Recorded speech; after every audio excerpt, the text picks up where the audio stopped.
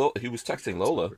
Let me okay, I'm starting. Let's see, get this started here. Hit the start button. Okay, I think that we're live here. We're feeding through to the folks out there. Let me know how you guys are receiving our signal. Of course, you're joining us live on Utreon so that we could hold boomsticks, freedom tools, however you want to call it. This one in my hand is the High Point JXP 10 millimeter. Hold on. Yeah. Oh, what are you showing off there? Oh, I got it. I'm doing like triple duties here. What are you showing off, Patrick? Arc rails. That's all I'm going to say is arc rails. Oh, you're showing off arc rails? Okay. There you go. Dark is joining us here. There he is. Yeah. So yeah, I don't know how I'm gonna make the arrangements here. Oh, there you go. Dark's got Glock. Peanut butter Glock. There you go. And then what the hell is Patrick? Oh. Arc rails. Oh, okay. Arc rails. We're gonna be cutting Kevlar. At some point in the very near future, we're going to be cutting the ears off the Kevlar and making it a high-cut helmet. Oh, I see. That's what he's up to. All right. So the reason why we're doing this live on Utreon, because, you know, YouTube won't let us go live and hold shooters. So, you know, we're doing this on Utreon. If you're watching this later on YouTube, you want to join us live, Utreon/Who Moved My Freedom. If you're listening to this on audio all around the world, people listening to us, you want to join us, the place to go is Utreon/Who Moved My Freedom to join us live. That being said, it's Free-for-All Monday. I think we're all ready to go here. I'm going to press buttons and jump right into this.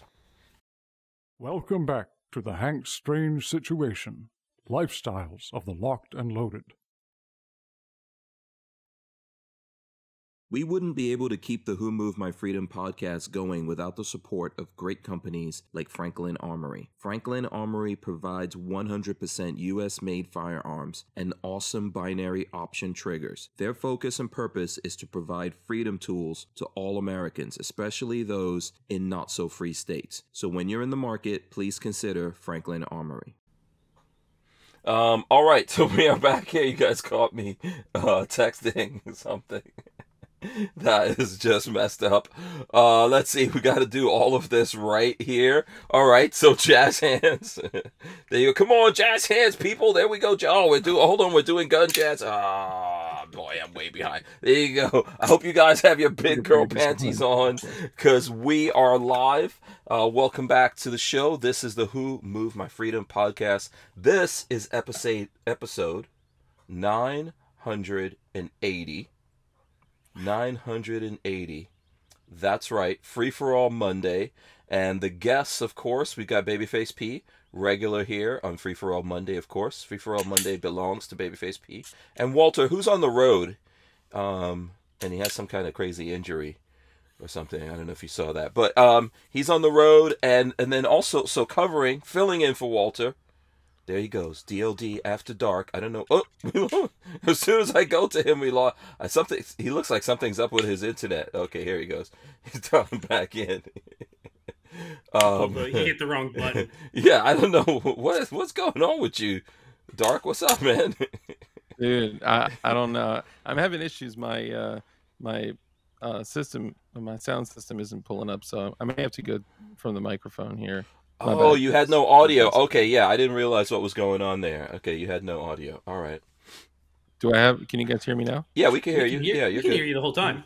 Yeah. Oh, I can. Is it echoing at all? No, not at all. Yeah. Yeah. All right. Yeah, I didn't hear you before, though. So, yes, Dark, DLD After Dark, joining us here. What's up, man? What's going on? Oh, you know, just hanging out, getting banned from YouTube, that kind of thing. Do you get a ban? I am technically banned right now. I have my second channel strike. The only thing is that this is a serious one. This isn't just like last time where I showed a picture or a video of a handgun for 13 seconds and then got a strike. This time they're saying that I am what do they say? Incited something? Yeah, I forget the exact verbiage. I want to be accurate, but basically they had said that I was promoting harmful and dangerous conspiracy theories and glorifying and inciting violence. Like, what? What were you talking about? Was it a particular video that caused it? So the video is available on Utreon. Let me. So I want to enough, hear this real quick, it's and then over. I got to go check on the baby. Yeah. So basically, and hello to the Babyface P. Basically, Chromie V. So we were talking about just some general stuff about the programming of the general populace and how it's kind of been big government and big tech kind of hand in hand, in each other's pockets, and kind of I mean that's verifiably true based on even just the Twitter files, let alone all the other stuff, right? Absolutely. So that was an actual an actual conversation of factual shit. Yeah, but the government, lots of government agencies are being politicized. IRS, FBI. Yep. Well, we could probably go on and on here. Yeah. Yeah. Even like the USDA, and even the craziest thing I heard was the railroad retirement, some type of railroad retirement thing. They're getting machine guns and ammo. I'm like, what? But anyway, yeah. So basically, we were having a conversation about that kind of stuff, and we also brought up the new CEO of YouTube, which may have been an issue. I had said that he's even more of a zealot than Susan, and then I rewatched all of it. I rewatched the whole 2.5 hour episode, which it's only available now on Utreon. It was the post PSA debrief. So after Palmetto State Armory came on the show, I did another follow-up stream, and just kind of having a general conversation. And I think it was something that Rich said, because he was Rich caused it. That makes sense now. What did Rich say? Right? It's always flying Rich, right? So what did he say that you think may have caused this? So well, yeah, you could say, right? Yeah, it should be okay because the video is still up on Utreon, right? But I think so. We were also talking about how the programming leads to other things and SSRIs and and all that, and how those types of things can lead to mass tragic events.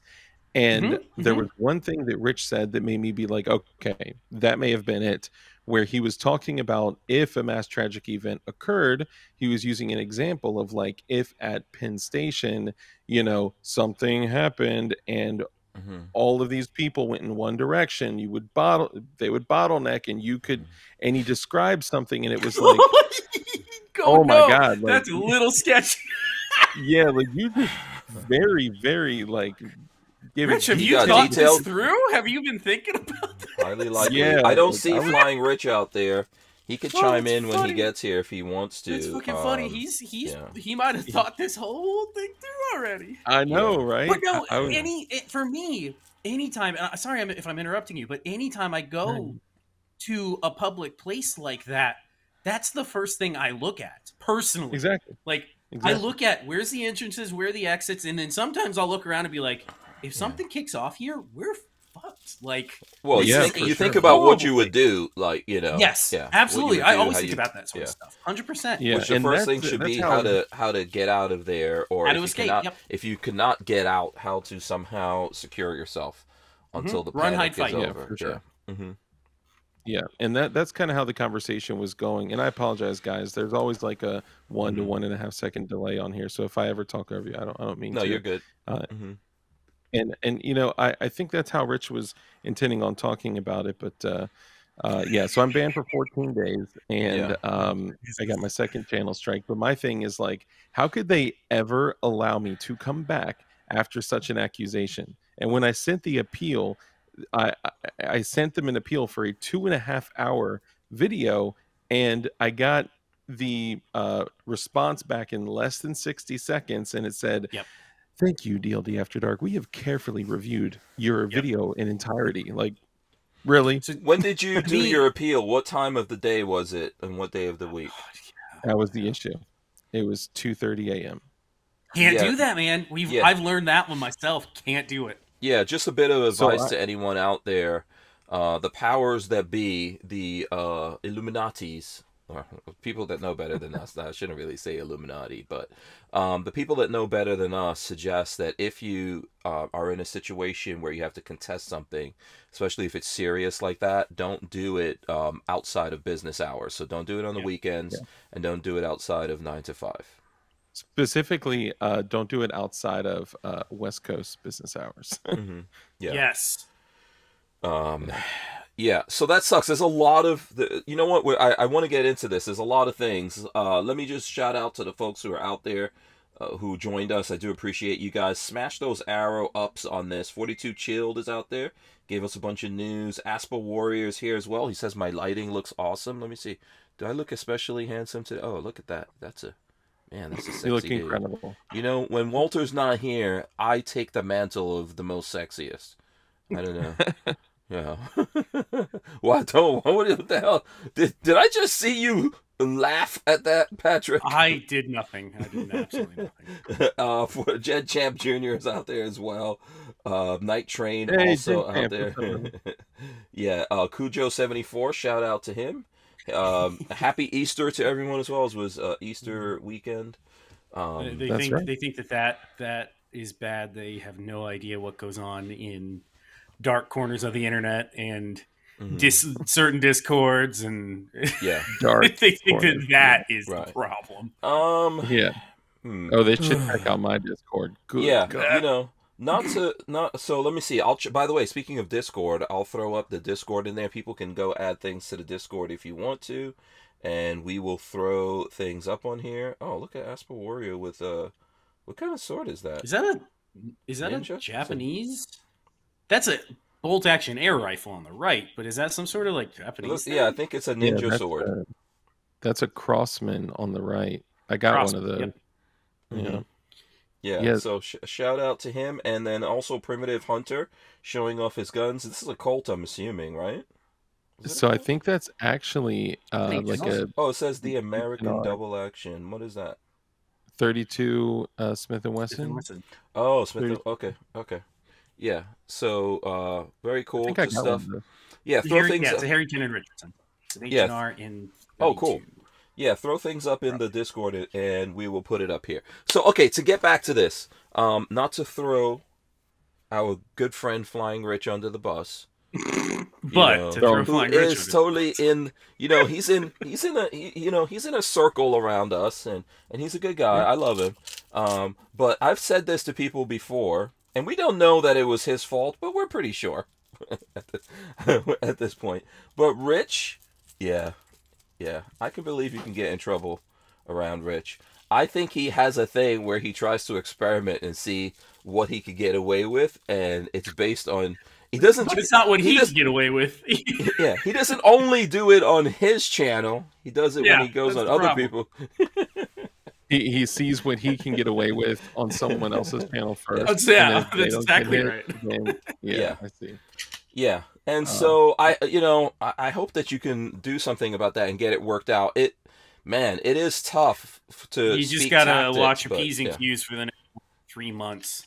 Yeah, because you got that on over your head now. I honestly, I've been kind of tempted to take a break, but the reality hit me that, like, look, I have no control over I have very little control over this anyway, right? So if they want me gone, I will be gone, right? And the beauty of this is that if I left right now, I have the business, right? I have DLD hardware that's going very well, and it's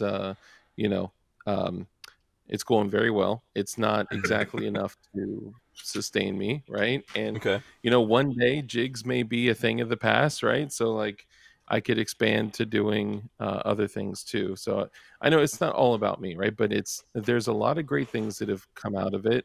I desire to keep my channel. In your world, it should be about you. There's nothing wrong with that. There's no need to feel guilt in that, man. Take care of yourself. You're important. We want you to be successful and achieve things. The thing I learned was the reach is important, because if you don't have that reach, one, it affects business, which kind of sucks. I don't run a business yet, but that would affect business. But two, the messaging is very important, even if it's not money related. The messaging is super, super important. Yeah. Yeah, and think, I would agree with that. So think about this. So as gun guys on any kind of social media, right? Not just YouTube, we always have the specter on us, you know, the eye of Sauron is always watching us just because we're gun guys. And then depending on what you do, that gets worse, right? So if you talk about politics, for example, you know, if you advocate for the Second Amendment, all these kinds of things, and then other things that we all do and we all get involved in, it just makes it worse and worse and worse. But yes, if you are also someone in the firearms industry, how else are you going to promote your product out there? Like, what are you going to do? You know, so look, it sucks, man. I hope you get it worked out. There has to be some way. What are you on the second strike? You said.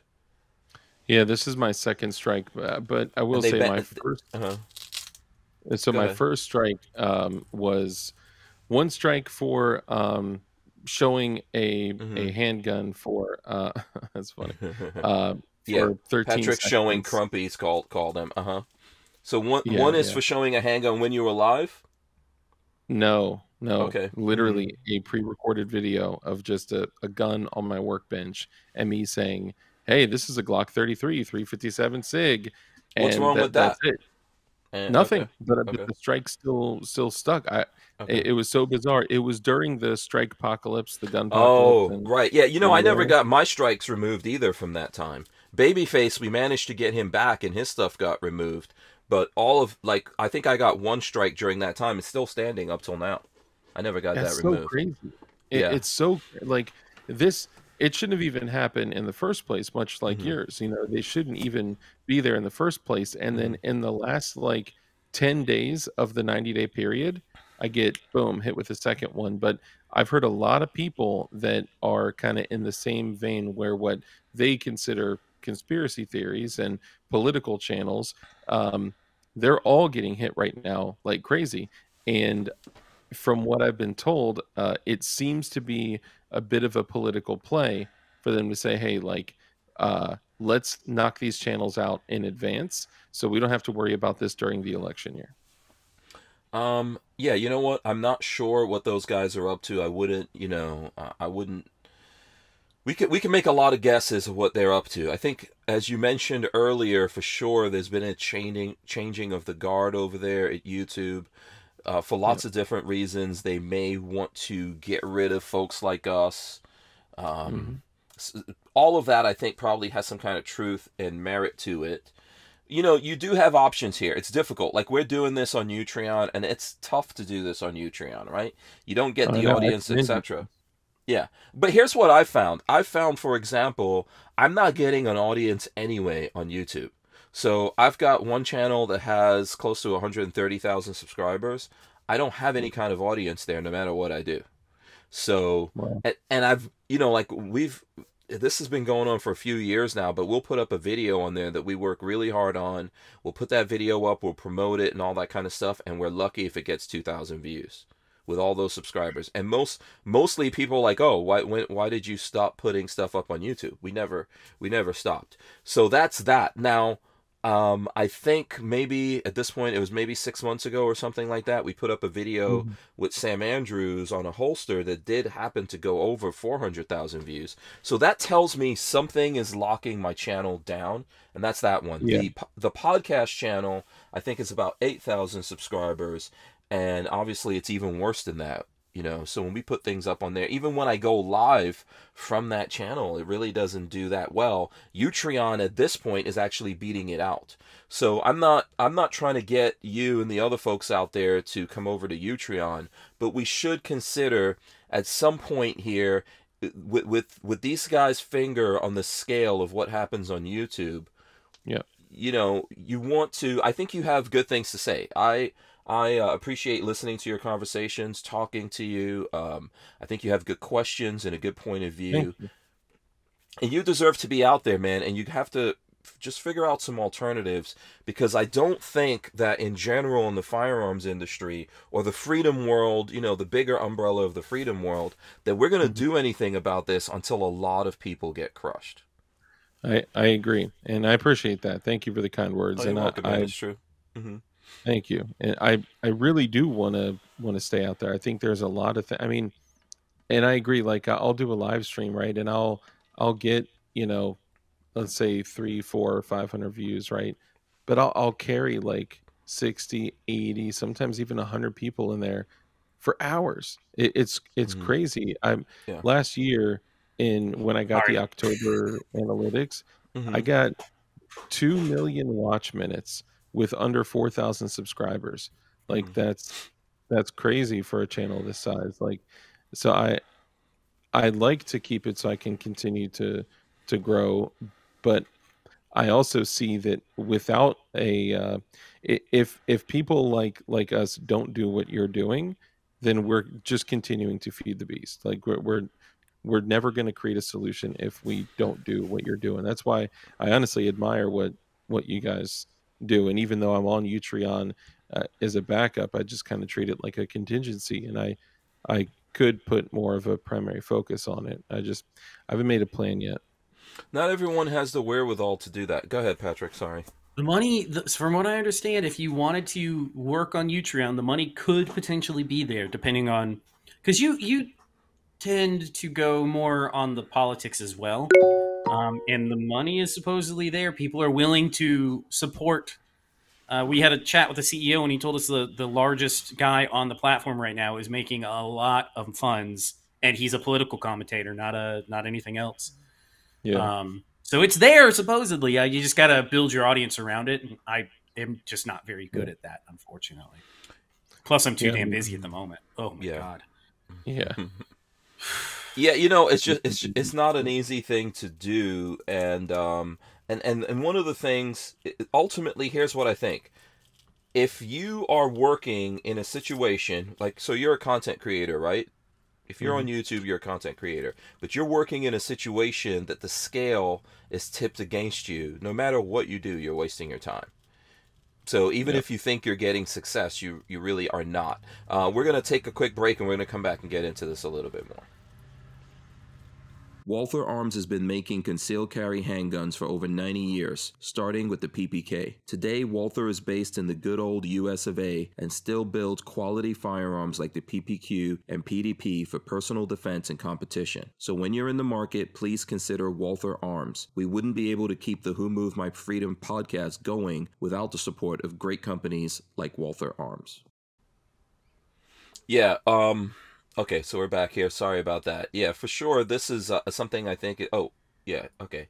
He's back. He didn't leave. Yeah, for sure, I think this is something that's interesting. And here's what I found. Like, if you're going to work on YouTube or any social media, and they have things that they come out and tell you, we don't like this, we are culturally at this company against these things, we don't care if they're legal, any of that kind of stuff, we're against this. If you're doing it, and I'm doing it, so I'm not trying to discourage anyone from doing it, but if you are doing it, you are burning your time, resources, etc., etc. You're just burning that on doing that particular thing.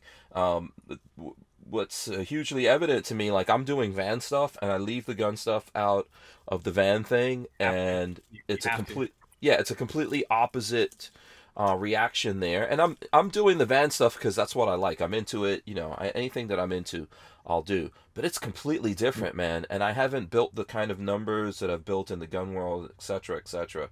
So it's discouraging, I know, for folks out there. But at the end of the day, you're not doing anything wrong.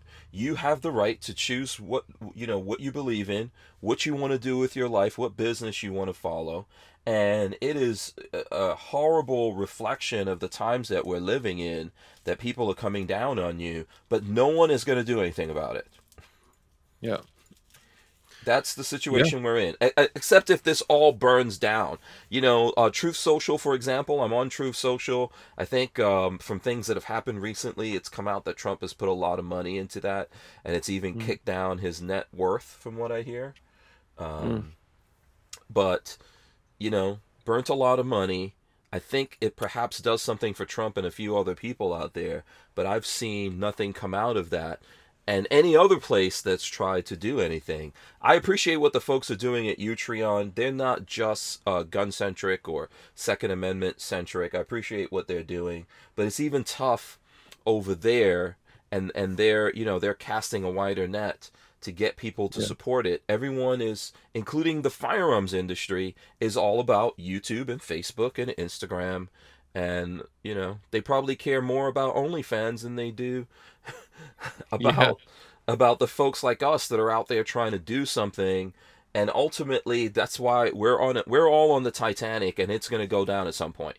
I know I'm doing this knowing that I'm burning my time and my energy, but I'm doing it because I believe in it.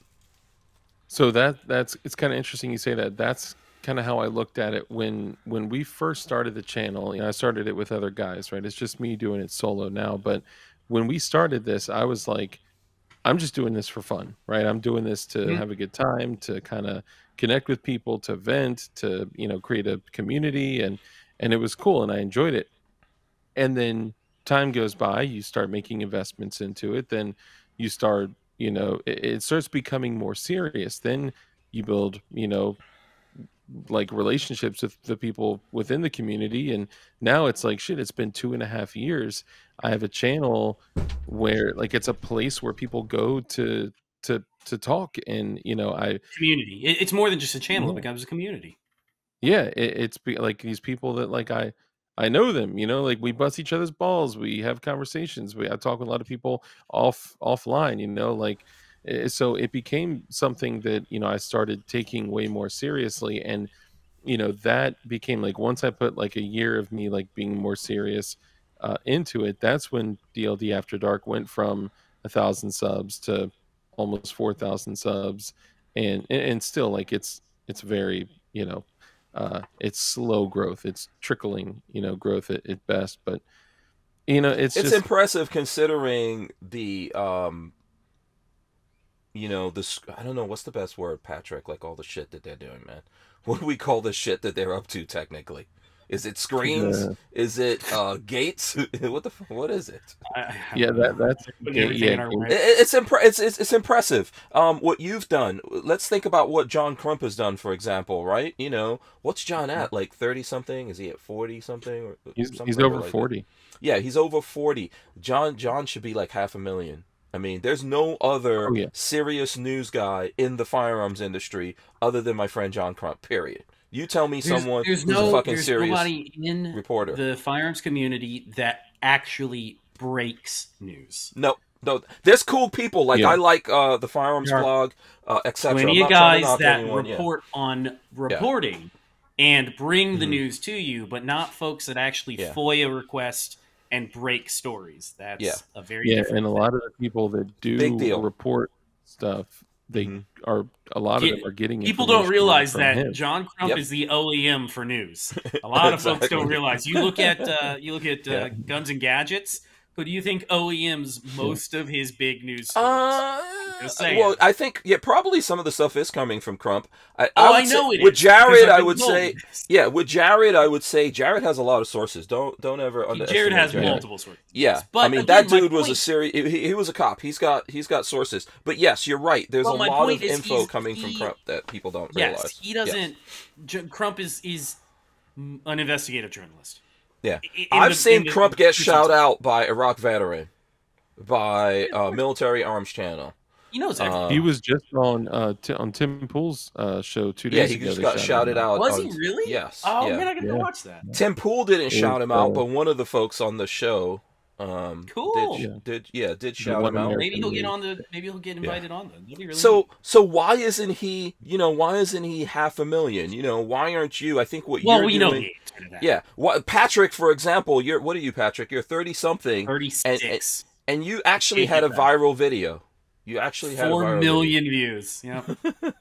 This is suppression without a doubt, but nothing is being done with it. And it's unfortunate. Is it impossible? Like, we had Black Rambo was on the channel talking about some of this, and I think he had some good points. You know, he said, "Hey, they are coming down on me too. This is not just when he was on the show, but when I saw him in person, he said they're coming down on him. And I realize it's true because we put up a video and we put Black Rambo in there and it got demonetized. And then when we changed it to Black Rambo TV, it was okay. So that tells me that Black Rambo is a keyword for them that they have a problem with. You know, and we just called that video like Who Likes Black Rambo? That's it. But when it was Who Likes Black Rambo, it got demonetized, and we made it, you know, Who, or something like Who Are the Fans or something like that. When we changed it to Black Rambo TV, it got better. But he says he goes out there and everyone he meets, he promotes himself to, and he goes about and he does different things. It is possible, but it's like an incredible uphill battle of a job. And also I think he's doing some stuff that a bigger audience thinks it's cool versus like what Patrick is doing, which to me is really important. Patrick's showing you guys how to build stuff.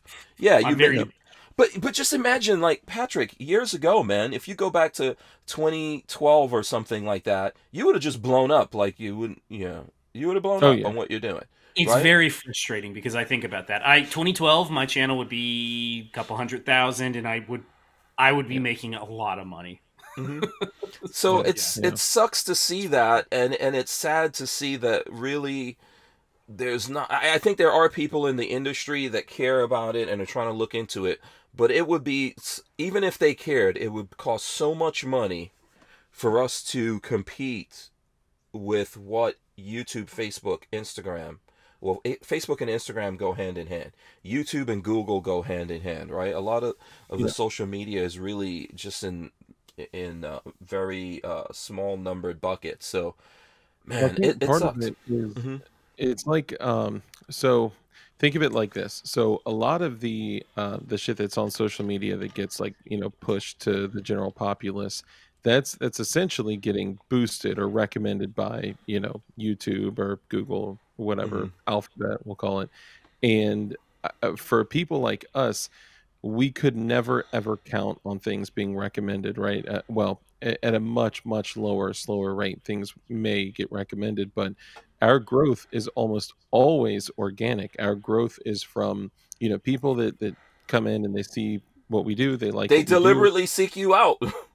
Yeah, they deliberately search, right? They search specific terms, they search for building or for, you know, whatever, and then people share it, and then it's true organic growth. And the people that you do get, the viewers are, like, you know, diehard. I think especially for my channel, it's a little bit more challenging because it's been like almost proven that, you know, live streams, if you have one channel that is doing just hard videos and, you know, and shorts or whatever, then you have another channel that's just doing live streams.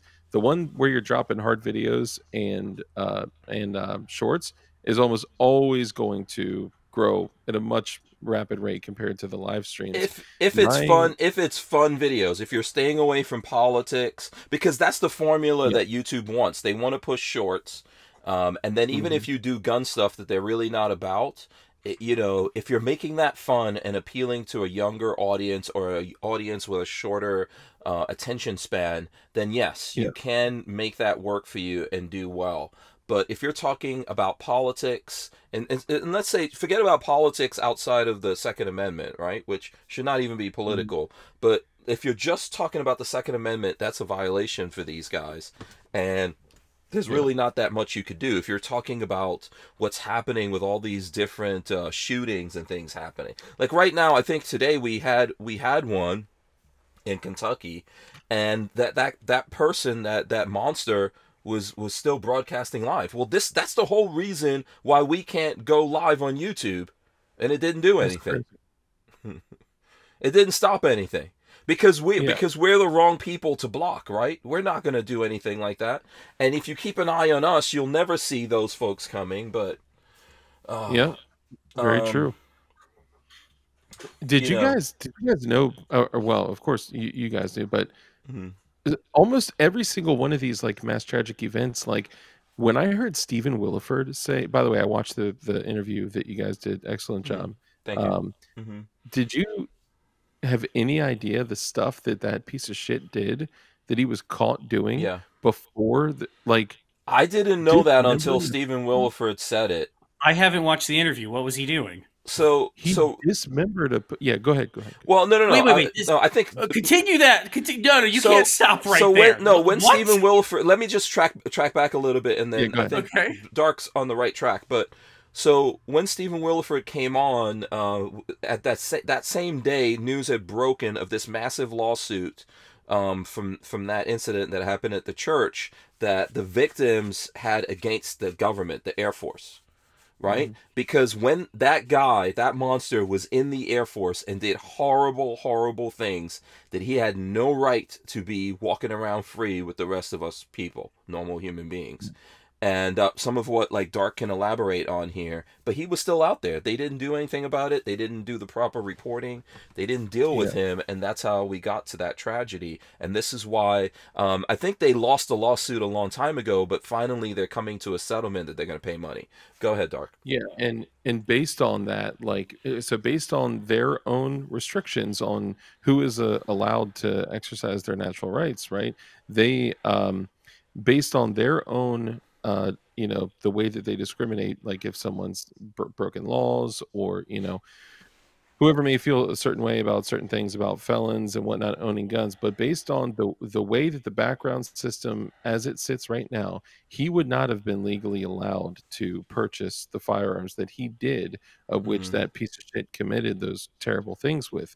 And one of them was his son was crying. His infant son was crying.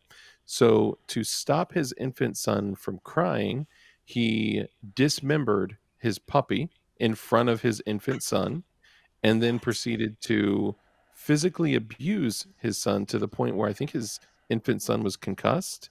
Maybe Done. I think they're done.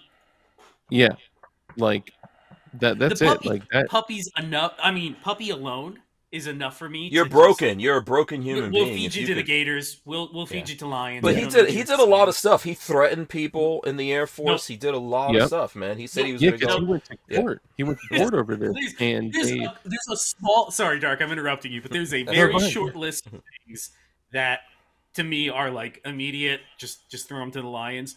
Screwing with animals because they're completely innocent, and kids, animals and kids. It's like the two that are like.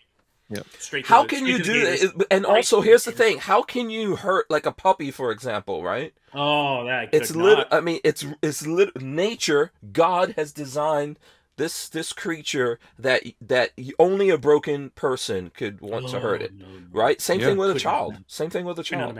Only a broken person would want to hurt a child that's so vulnerable and innocent in that moment. Right? Because I have learned that now. Yes, I get it now. I totally get that now. You see the little face, and you just I couldn't imagine. I could not imagine.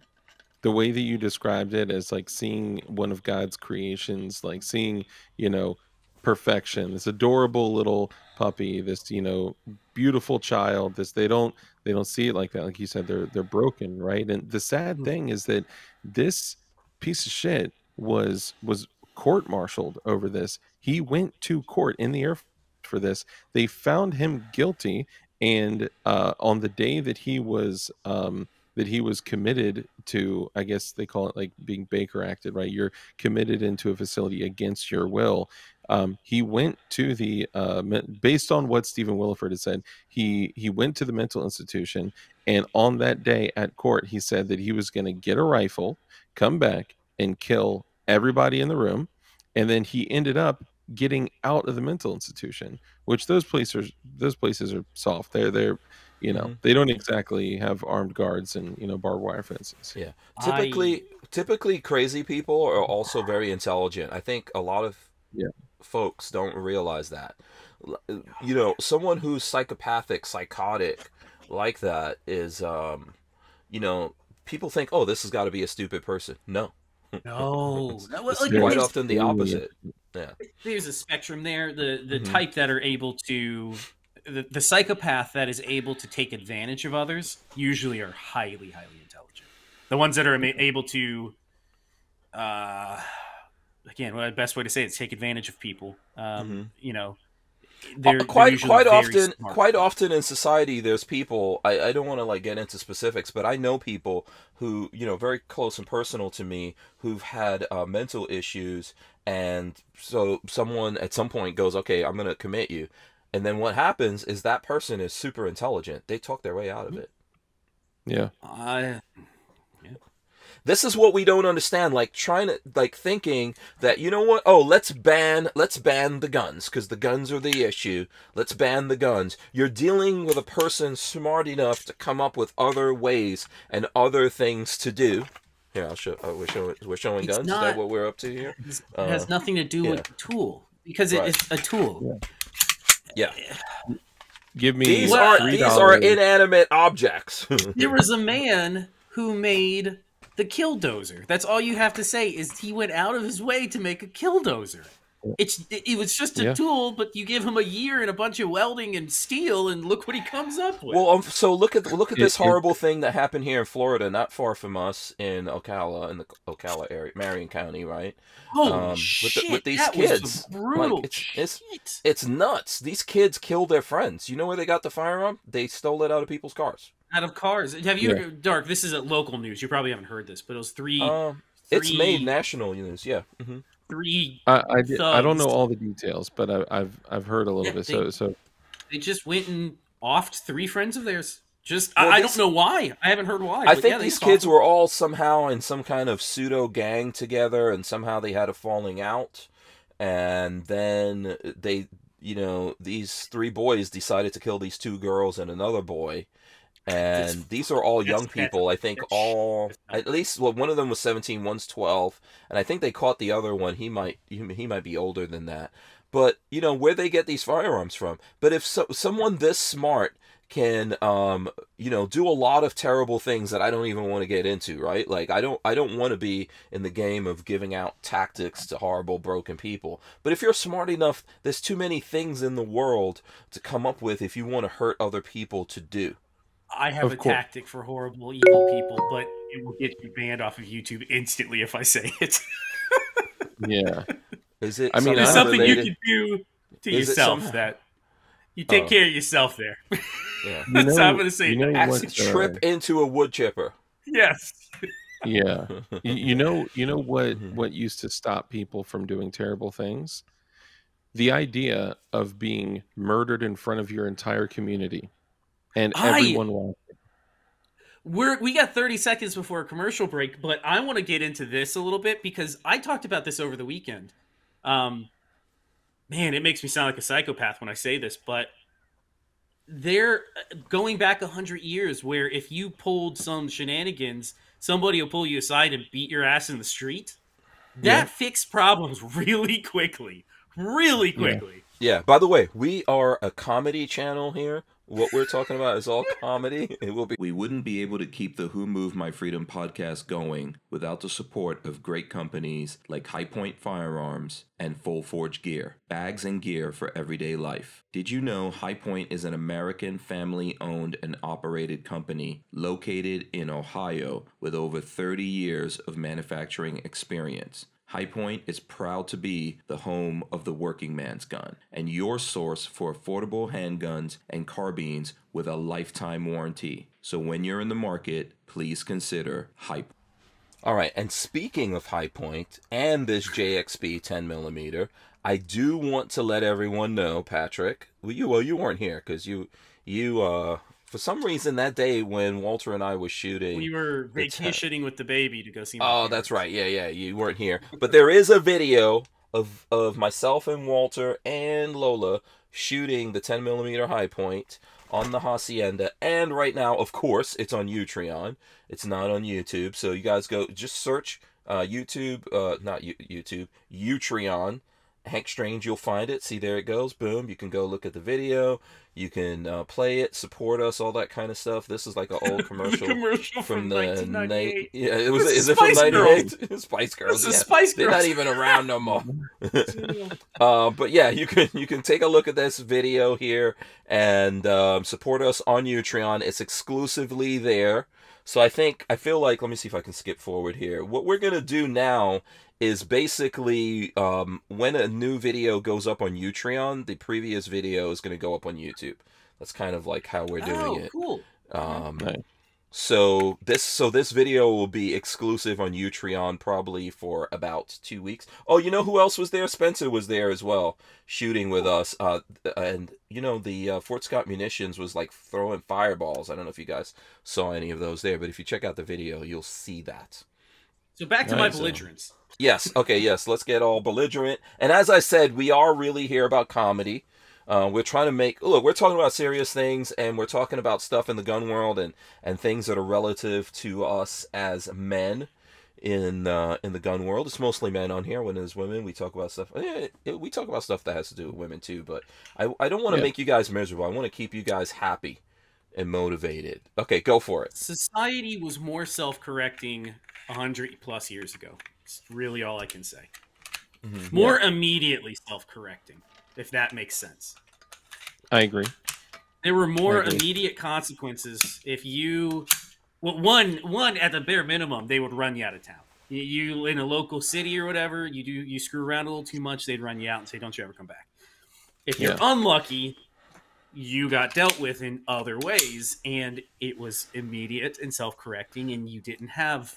Well, why was that? Let's examine why there's always been this natural thing in any community, whether it's a community of 10 or 100 or 1,000 or 100,000. Why is it if there's a person who's broken and goes around killing their neighbors' pets and stuff like that, or just doing horrible things that the rest of us have this bad reaction to?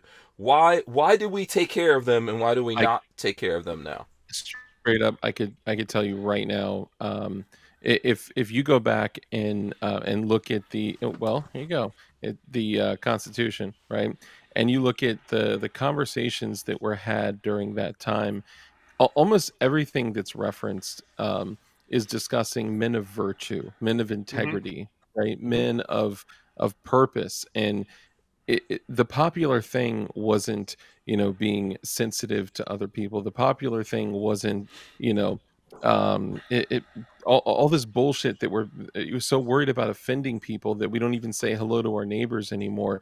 It was the popular thing was being a good, God-fearing person, man, woman, whatever, and being a person of integrity, being a person of virtue, and contributing to your community, contributing, not taking from your community. That's part of it, yeah. Yes. I mean, you guys know, like, what would happen if you stole somebody's pig or horse or cow? Horse, you're done. That's your mode of transportation. That's your livelihood. Yeah, they're done. They're done with you. A livestock thief was killed. Now, I'm not saying anyone that violates should just be right, like marked. And obviously, this is all satire anyway. But if we were to look at things that we should change, we need to focus on the general populace. How do we get back to a place where life is about being a good person of virtue and integrity, and being a contributing person within your own life and your community, right? I think that you know what it was. So I mean, I think that is the truth. But if you want to dive deeper into it, so a long time ago, why is it if you stole someone's horse, stole their pig, why was it a big deal? You survived off of that. That was your livelihood. That would be akin to today, your mode of transportation gets you to work, and that's the only thing you got, taking that away from you. Taking your job, taking your livelihood, taking whatever away from you. That's all you had, was your horse to get you around, to plow the field, to do whatever. You stole that from somebody, you were basically killing them back then. Yeah. Because what are you going to do? You can't go out and hunt. You can't plow your field. You can't get into town to buy provisions. You can't get out of town. Right. It was big deal. Big deal. And regardless of what anyone out there believes about religion, I personally believe in people's religious freedom, and you're free to believe whatever you want to or don't want to. But why is the 10 Commandments, why are there these simple commandments of things you should not do? Why? right? And if you look at it, I mean, if you Google it, right, it's an easy enough thing to find. It's still there, believe it or not, on Google. Thou shalt not steal. You know what's interesting is right? Why is that there? If you so go back to that fourth from the bottom, you're going to hear a lot of people argue. Well, it says or third from the bottom, thou shalt not kill, or well, it says thou shalt not kill. So even killing the horse thief is bad. There's actually some. I was watching some theologians talk about mistranslations, and even back when that was written, it more or less was thou shalt not murder. It's not kill. It's thou shalt not murder. Been a big conversation about the kill versus murder. It's not kill. Yeah, it's murder. And there's a difference between pulling a murderer out of society and getting rid of them, and murdering somebody. Yeah, and there's also something to say, like, just because you don't like someone is not a reason to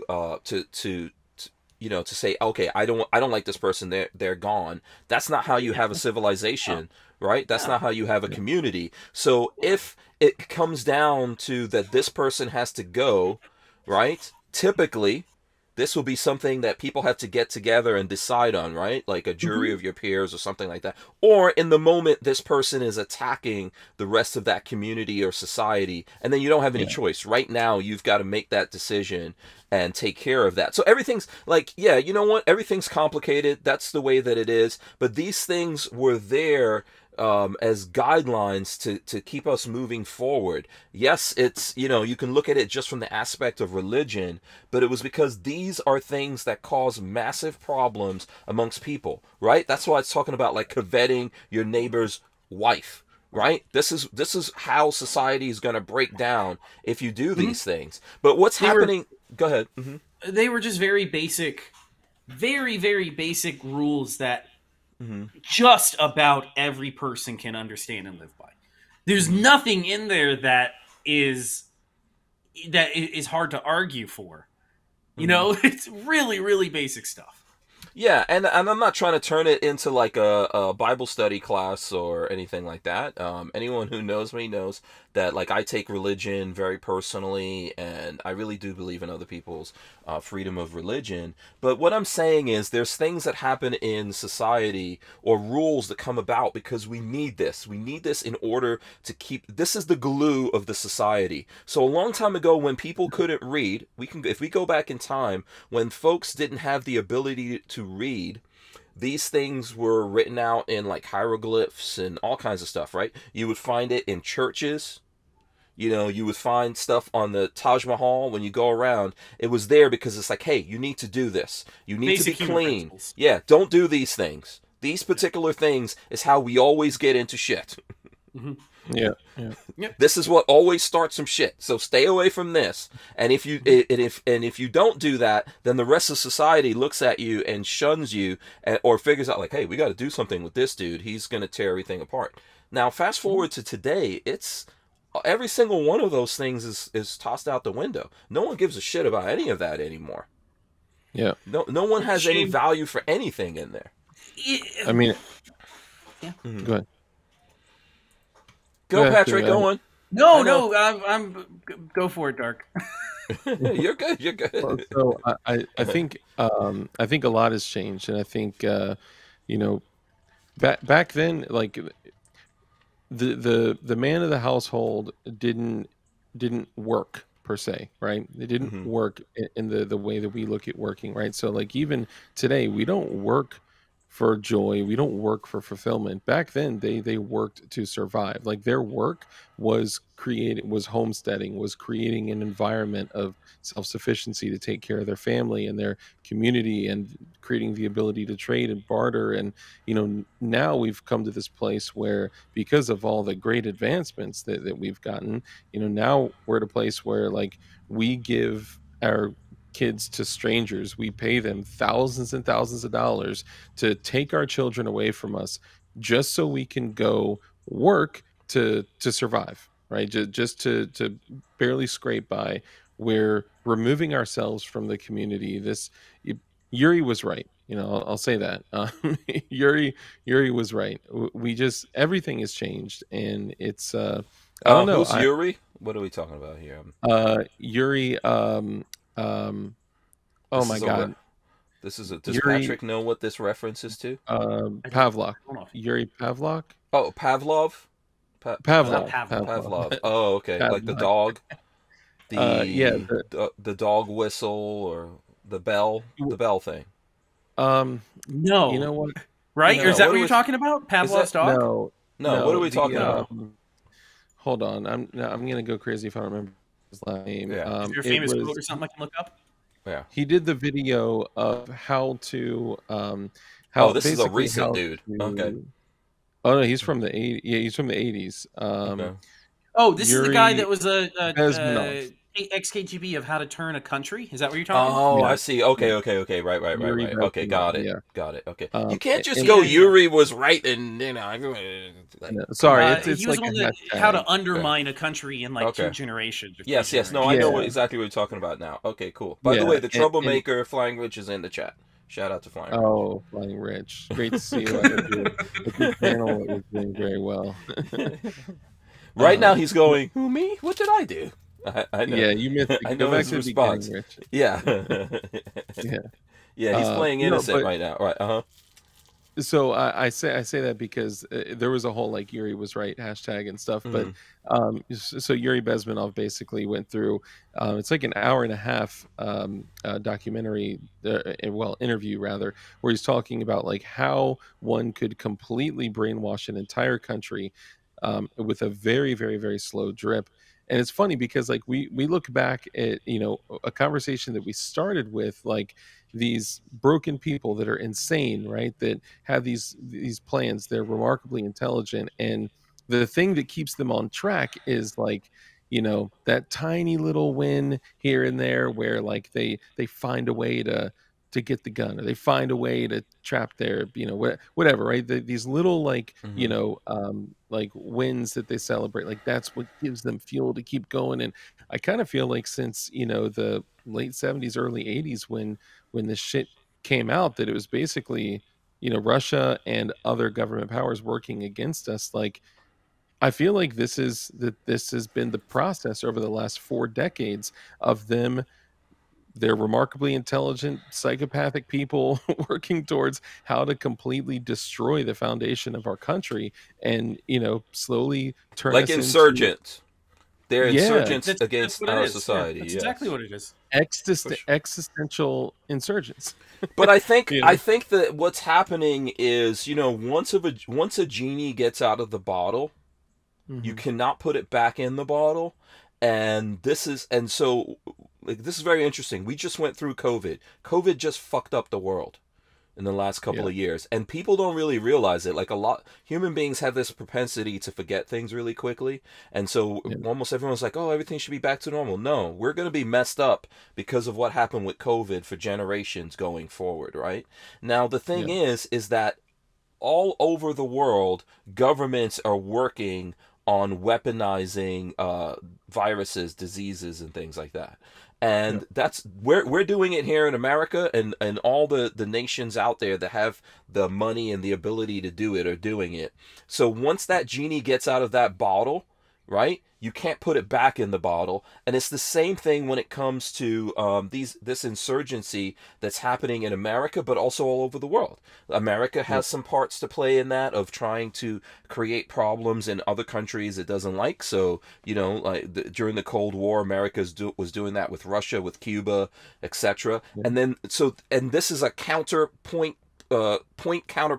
type of situation where Russia is trying to do things to America. We're seeing that every day. China is trying to do things to America. America is trying to do things to this place or that place, right? And we're just all playing these games, and it's been going on in society for a long time. But now we're at the point that you cannot put the genie back in the bottle, and now it's mutually assured destruction without nukes. Yep. It's already without out a there. shot fired. Yeah. Everyone, in every society, there's people who are just mad about whatever it is that they are, and they're not going along with, like, so we're probably, I would say, in the norm of society, and we're okay. But then there's some people out there that are broken, and then there's things acting on them, making them more and more broken, and then they decide, here's what I'm going to do. I hate my life. I'm not going to just get rid of me. I'm going to go out there, make some big point, and take out a whole bunch of other people to make that point. Yeah. And it's and it's getting glorified and all that kind of stuff. And we don't have any way to stop it. To me, the only thing we can do is be prepared for the day when it comes for you. And be prepared to resist that and fight back against that, because it's too late. The genie's out of the bottle. There was actually a guy within the 2A community that came out on Twitter recently and had shared his story with SSRIs. And he had basically said that he was in a really deep, like dark, depressing place. And he couldn't just work through it. So he went to the doctor, and naturally they were like, here, try these. And then started, like, jamming pills down his throat. But they ended up putting him on SSRIs. And he had said up until that point, he had never had a negative thought of, like, actual, like, self-harm. Once he had gone through, like, the 30-day period of it getting in his system, he said every day, multiple times a day, although he never, like, wanted to act on it, he had extremely intrusive thoughts, like thoughts that didn't seem to originate within his mind, intrusive thoughts of, like, terrible self-mutilation. Like, he'd be in the garage doing some work, and he would see his bandsaw and being like, man, I just want to, do stuff there. Or he had to stop carrying a gun. Every single thing he saw, from an electrical outlet to, a tool, he would just have these crazy intrusive thoughts of self-harm and self-mutilation. And I think a lot of these people have that in common, that when they, like, these monsters do these things, they're typically, on SSRIs or some type of medication like that. And they usually don't have a lot going for them. And they're like, this is how I'm going to, become famous, or this is how I'm going to, create a name for myself or whatever, and get out this this indescribable rage that's in their body. So you're saying what you're saying here is, and I think you're not the only person saying that. A lot of people have said that. That these drugs are removing the inhibitors that would have normally stopped, because I think most people have these kind of the thoughts floating around in their brain. Our brains are really amazing things, right? And all kinds of thoughts go through our brain. But we all resist that. So that thought comes up, and or there's things you might want to say and you don't say because you know better.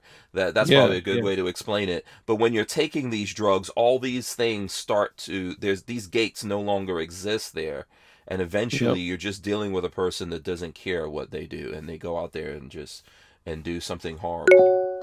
It's actually called something. It's called the call of the void, where you have this thing in your frontal lobe where it's basically like a stock ticker that says, like, you should not do that. And it's an auto check of your brain saying, you're still sane, right? Like, should I crash this car into this 18-wheeler, or should I jump off of the building? The fleeting thoughts that go right across the front of your brain. You have them. I have them all the time, where I'm like, man, I could just run this car right off a bridge. And then I split second, and then you go, man, that was brutal. Why would I ever do that? It's just a random thing floating to the top of your mind, but you can resist it. But these drugs make it less resistive, especially if they're intrusive thoughts. Yeah, remember, for sure, we are messing around with things that we don't understand. I mean, it wasn't too long ago that people were curing mental problems with ice picks. We're gonna take a break and be right back. We talk about that. With Armslist, you can shop the extensive list of local and nationwide firearms classified, now with more confidence because of their built-in firewall. For only $6.99 a month for personal use, or $30 a month for business vendors. So when you're in the market, please consider Armslist. We wouldn't be able to keep the Who Moved My Freedom podcast going without the support of great companies like Armslist. So before we get back into our conversation here, like Rich has no idea. Obviously, Rich is making some kind of jokes about decks, and you keep sending him deck pics or something like that. But I don't think he knows what we're talking about. But that's listen. Here's something I want to show you, because a friend of mine, actually brought. Can you guys see this? You see what this is right here? Here, let me go full screen. Yeah. So a friend of mine that was here visiting actually brought this to my house. Why? What do you think? Would you have you guys ever heard of Pepsi Max? I didn't even know this freaking existed. No, Pepsi's disgusting. Well, Pepsi Max. Yeah. Who are you? Are you a Coke or a Pepsi person? Someone actually, Richard Maunder from England, brought 2 of these here. And Dark, I think you're muted for some reason. That's unfair if he brought them from England. Yeah, because it has sugar in it. I'm sorry. Huh? So yeah, I do recall Pepsi Max. They had it in the U.S. a while back, but I was literally going to guess Richard Maunder. That's crazy. Right. So Richard Maunder was here visiting, and he brought these 2 Pepsi. He brought 2 of these to my house for you apparently, and he was like, "Oh yeah, you need to get this to Dark." And I was like, "Dude, yeah, that's not gonna happen." What? You know what? So consider, look, if I could virtually give you this through the thing, Dark, it's yours, my friend. You can have it. Thank you so much. As much as I love you, I am not gonna. And by the way, it wouldn't be me; it would be Lolo having to go mail this. Yeah. So just good luck with that. I'll keep it in the fridge for you, man. When you come to shoot with us, maybe it'll still be in the fridge, or Patrick will come over here and drink it. No, I don't. I don't like Pepsi either, so I don't know about a Pepsi Max. I'm a Coca-Cola Pepsi guy. Max originally was like max caffeine. It was like max. It had a totally different outlook. I guess now I saw it said maximum taste. I don't know. Yeah, like more it's supposed to be like Diet Coke. Yeah, is that what it says? All flavor, no sugar. Yeah, it says maximum taste, no sugar. No, thank you. That's got to be some kind of rat poison in there, then. Definitely, absolutely chemical. Yeah, you want the most base? You want the most base drink you can get out there? What is it? It comes from the ground. It's called water. And water. It's perfectly good. Oh wow. What you need? Lots of water. Look, made in GB. I'm assuming that's Great Britain. Yeah, although Richard Maunder says he's from the UK. I don't know when that became a thing, when like the British people went away from calling themselves British or English. Now they're from the UK or whatever. But yeah. Probably anyway. when we started murdering them based on the color of their coats, but No, I don't think it goes back that far. But I'm sorry, I'm joking. No. Well, so anyway, there's no way that's getting packed up and shipped to you. So that could only end badly. Please don't send anything carbonated to the mail. But I appreciate it though, Richard Maunder. You're the man. Thank you. Yeah. He's very nice. I'll just keep it in the fridge, man. One of these days you'll come down here to shoot with us. Yeah, and I'll definitely make it out to Florida someday.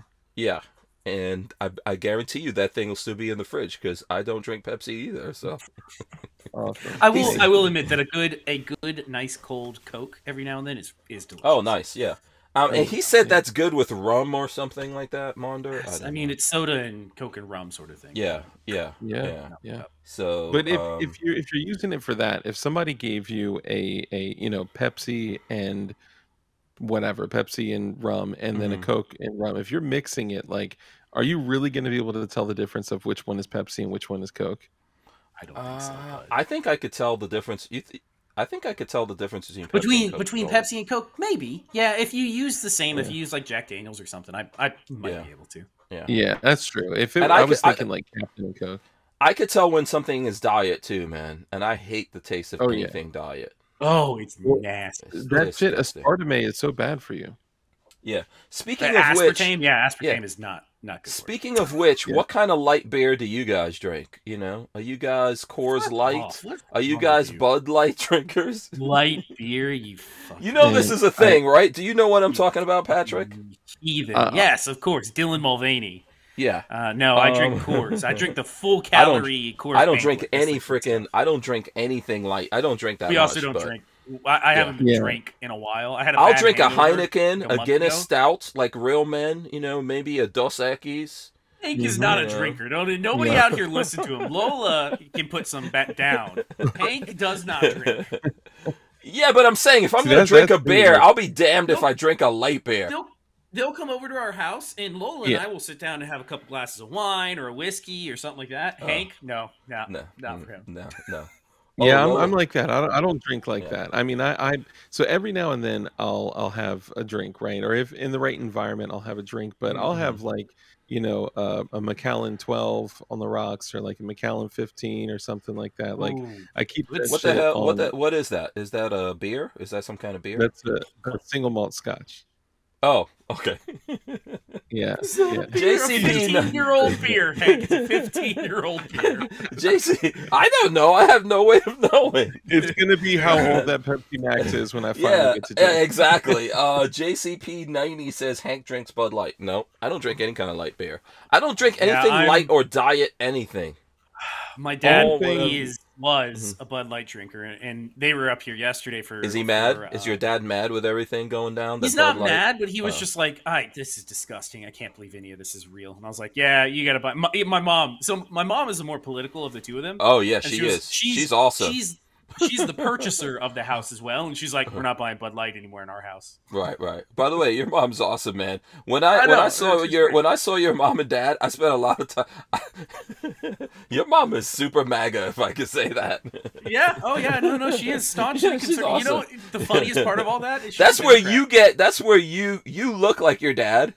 She's a registered Democrat. What? Oh, she changed finally.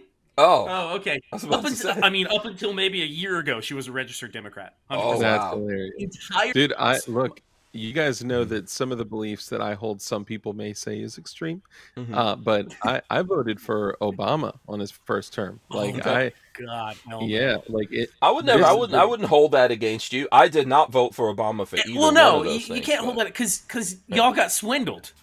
Yeah. I mean, he spoke a good game. Let's say that. But you know, the reality is that like.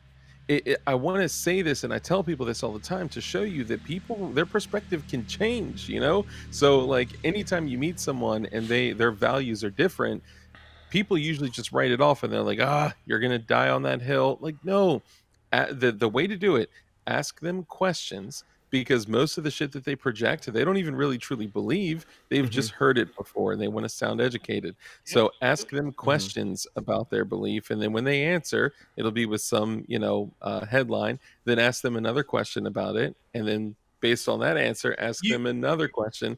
The funny part is when you get to I just don't know. I listen, I just don't know. I just am telling you what I heard. I don't know. I don't need to be on educating you, Babyface P. that's so. The great. But I think so. If you look at it, look, Obama had magnetism. That's undeniable. Trump. I don't know. I personally did like Trump. I mean, he's just a New Yorker, and I think he has a kind of like magnetism. It's the attitude that I like.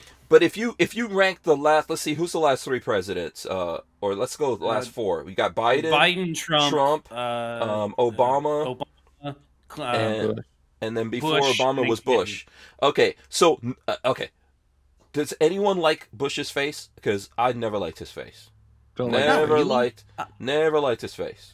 Not really. He's a devious bastard though. That's part of it. People always underestimated him. And he's a dumb man, dumb president. He's the stupidest president. No. That man is extremely smart. Don't fall for that. They're also very entitled. Like the whole Bush family is very entitled. Absolutely. They're big mad at Trump because he became president and Jeb Bush of Florida did not become president. Fuck Jeb Bush. That's one of the worst governors we ever had in Florida, my opinion. So then comes Obama. Obama, I think, was very magnetic, but I never liked him. It was the push into the proper direction because people were tired of the quote unquote Bush warmongering. And Obama was the promise of the left. He was going to stop war. He was going to stop. I think he just had a face that a lot of people liked, though. So there were a lot of people out there like, oh, no, he's well-spoken. He could be the future. He's well-spoken. He's very well-spoken. You listen to him talk, and he can draw you in. He's a Hitler type. Or like Prince, you know, they said this thing about Prince that like there was this thing that people said, oh, if you're around Prince, don't look him in the eyes. Because you'll get like heard that before. Yeah, there's a in the black community they said that if you like all these other black celebrities, if they're around Prince, they said don't look him in the eyes, you get hypnotized or something like that. Right? Oh, he just had that magnetism. Yeah, so I think Obama really had that, and I think that the first time around, a lot of people, you know, were fooled by that. And I'm not just making it up. I'm telling you guys, like, for some reason I didn't like his face. And I remember my kids, the first election when he was running, because the teachers in school were trying to like, and they had our kids programmed, and my kids were like, oh, who are you voting for, Dad? And I was like, there's no way in hell I'm voting for Obama. And my kids started crying. It's amazing how they did that, right? Yeah, that's programmed your kids to love Obama. Yeah, we were all programmed. Yeah. Remember, Obama was in video games. Remember Obama Chick? Do you remember Obama Chick? No. Obama Chick? No, you guys do not remember Obama Chick. Remember there was a hot Obama, chick. my free cell phone. Yeah, let me see. Remember Obama's cell phones? Yeah. No, Obama there was girl on MSNBC. Obama girl, yeah, Obama girl, yeah. Just some white girl talking about Obama. Yes, she was singing and dancing about Obama. Yeah, there was Obama girl. It was a thing. She's 40 years old now. Look at that. EGOTs existed even then. Yeah. Jeez. So there was all this stuff going on, and I don't think people really realize, you know, what was going on there. Okay, and so then, obviously after Obama, you got Trump, and I think that, to me, I think that people, I know people there. I've never seen that much vitriol with people until like I thought I saw that with Obama, right? I did think I saw like there were people who I thought, oh, they're really really mad at Obama, but when Trump came in, wow, it was like a different level of hatred. It completely. Yeah. That happened. I mean, there was nothing. Look what we're. They didn't want to turn the White House over to him. Even remember the inauguration. They're prosecuting a political enemy. Is basically what's happening right now. Yeah. So and there were people who were mad when Obama. I remember when Obama won. Like I'm living in I'm living in Florida. I'm living in the South. You could make the argument. Sorry for interrupting again, but you could make the argument of Bush being a war criminal for invading Iraq and Afghanistan. Nothing will ever happen to him like that. Trump did something weird on his taxes or paid Stormy Daniel titty money or whatever. Holy shit, we got to throw him in prison. So both Bush and Obama were the presidents that were in the and running the administration, right? During gun running that went across to Mexico and killed a lot of people. Oh, don't get me started. A lot of people, including Americans. Customs and Border Patrol officer. But let's just talk about what happened to the Mexican people from all the guns that we let walk and go across the border. Mexicans. We never talk about that. Yeah. Lots of Mexican people have died because of that. So you tell me when any one of those presidents, let's forget that, right? Because even the thing that happened with Trump, I think, is bullshit, and I'm not a Trump fan today. But who did anyone in either one of those administrations, did anyone in the ATF get arrested, go to jail, get fired? No. Eric Holder should be in prison for the rest of his life. Yeah. So, you know, did we want to go? I don't know if did we go back to Clinton? I don't know. Oh Jesus, Clinton. Well, I don't know. We didn't. I don't know how much he did in office that was toxic, other than getting his wang licked. Oh, Clinton was a pimp the whole time, man. Yes, but Clinton before he became president was. There's a reason. There's a Wikipedia page called the Clinton Body Count. Or the Arkansas side. Oh, for real. But I also guarantee you, Clinton is probably the president that has the most illegitimate babies out there that we will one day hear about. I guarantee you, he has black babies out there. He's got some mulatto babies. He's got some Latino babies out there. Oh yeah, he's got a whole nation of people that we will find out about at some point when he dies. Or maybe not. Whenever the C&Ds and the hush, whenever the paperwork expires at some point. No, it's I mean, dude, there's no joke about like the amount of disappearances that family is. Oh, people are still getting offed. There's a really. Dude, I saw the funniest thing. Have you seen the Windigoon video on the boys on the tracks? What? No. Windigoon is a YouTuber. I like his stuff. He's a younger guy, but he's also a gun guy. Very good content that he makes. But he made a video about these boys that were killed hiking along a local set of train tracks in Arkansas. And basically at the end of the video, it turns out the local sheriff and a bunch of higher-ups in this local Arkansas town were most likely drug running. The kids came upon a plane drop of coke that came in. Wow. And the local PD killed these kids so they couldn't talk about it. It's a small town. Also turns out that there was a possibility that Clinton was involved in helping get drugs smuggled into Arkansas because he was governor at the time. So yeah, he was dirty. I could just imagine the crazy things that are out there on that. Now, and I'll tell you though, the president that creeps me out the most, all the presidents we talked about, I could deal with, right? Even the ones I don't like. Joe Biden creeps me out the most. Oh yeah. I would if somebody came out and had true hard evidence of him being a pedophile of some kind, I would not be surprised. Not at all. It wouldn't surprise me. I'd be like, yeah, I figured that. Yeah. Okay, well, let me ask you this. If there were like 12 pictures of me sniffing the hair of young female children, what would you guys think of anybody? The girl came out and said that he pinched her nipple, and then because her dad was a Democrat, they shut her up real fast. And what about the diary? Oh my God! Like, don't even get into the diaries, man. It's all. No lawyer in the history of law would ever come out and say, like, your first defense is obviously going to be, it's fake, it's not real. Yeah, but why did they go with that defense? Do you think Hunter randomly wound up a crackhead? Why did they not go with that it's fake defense? Because it's not. Do you think Hunter randomly wound up a crackhead? No, it's because he was abused as a kid.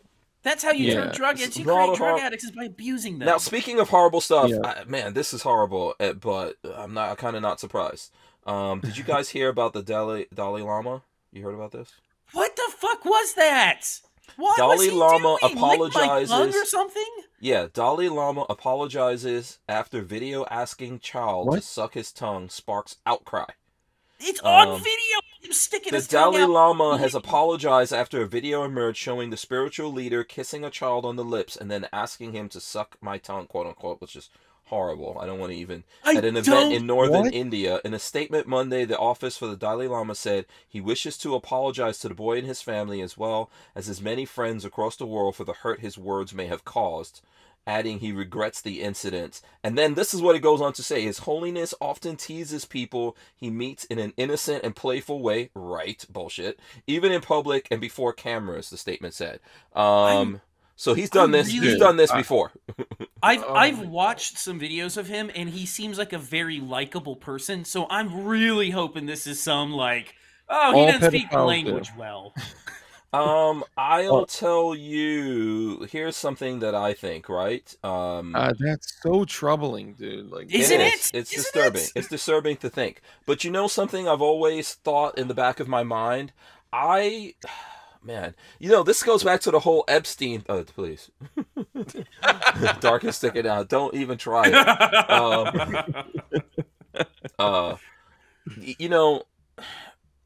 Listen. What Epstein showed us is that a lot of these famous people, a lot of the people who get elevated to these levels, there's something going on with them. And here's one of the things that I always thought this was creepy. We could talk about this in the next thing.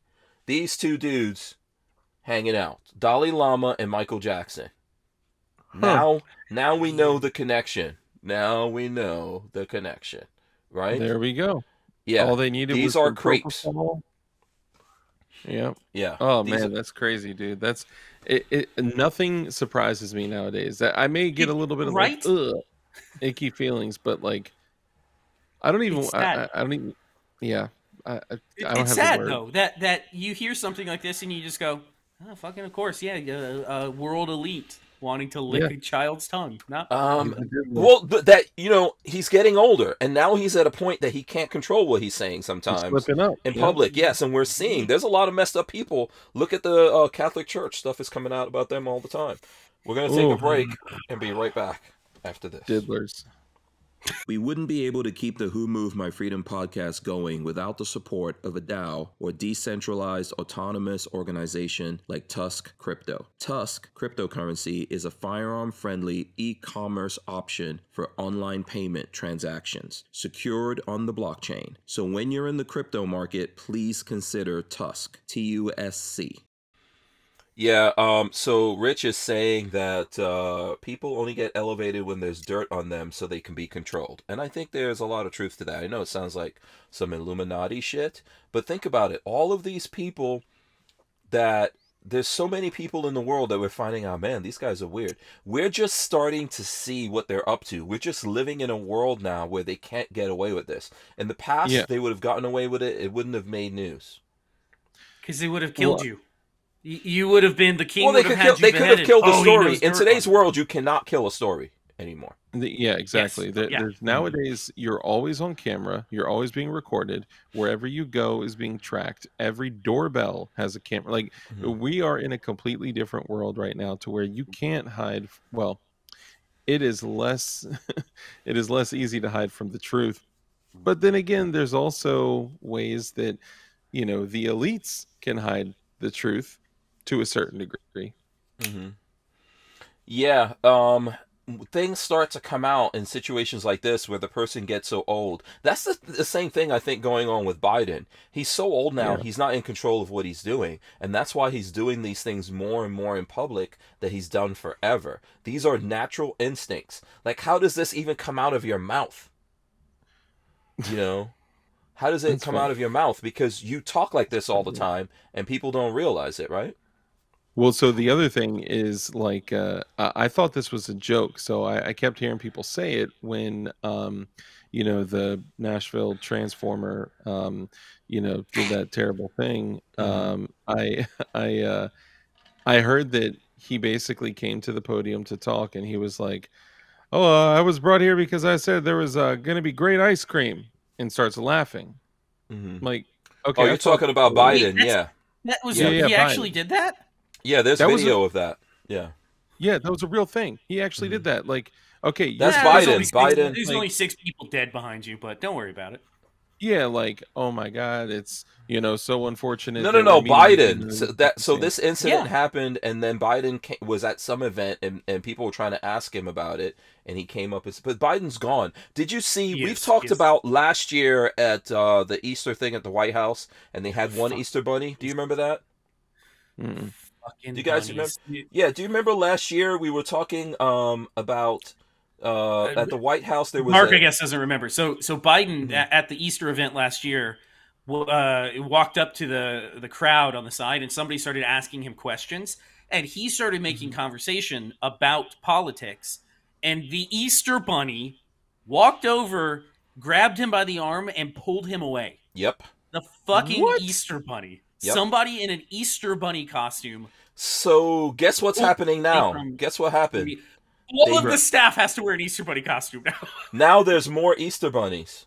Yes. So my God. This past thing, they went up in Easter bunnies. More handlers. Okay, I will tell you right now, in those bunny outfits is definitely secret security with a slung PS90 or P90. Absolutely, with the fake arm. They got fake arms. Yeah. No, this was more. This person who did this was more than security. This was a handler of the president. This was like a what would you call, like a deep state handler that. Yeah. Because he was answering questions to reporters that he was not supposed to. He had wandered over to these reporters and was answering questions, but they had planted some kind of assistant or just a political position, and that person was like, "Oh no," and grabbed him and started pulling him away from the reporters. And now they have there's more of them. But now there's more. They have never answered, because everybody immediately asked who was in the bunny costume. We'll never find out. Nobody. Aliens, lizard people, blood drinking. Who it was? Yeah. This is just for, the typical Jinsaki. This is a non-story. This is a big old nothing burger. You guys don't need to worry about it. Dude, this is crazy. Yeah. I'm telling you. It's not a fucking Easter bunny went and pulled our president away from making conversation with people. That's how you know. If anyone out there is out there saying like, oh, all this stuff, you guys, these conspiracy theorists, but they don't have things that, like, no, okay, a mascot just ran up and stopped, and it's so funny. And it was a scandal last year. Here's the crazy thing. It was a scandal last year, right? It was a big deal. Yeah. Everyone was like, what the hell's going on? Who is this person? Why did they do that? We want to talk to them. You know what happens this year? You would think this year they got rid of the Easter Bunny. There's no one in Easter Bunny costumes. Everybody's an Easter Bunny. Yeah, now they got more Easter Bunnies.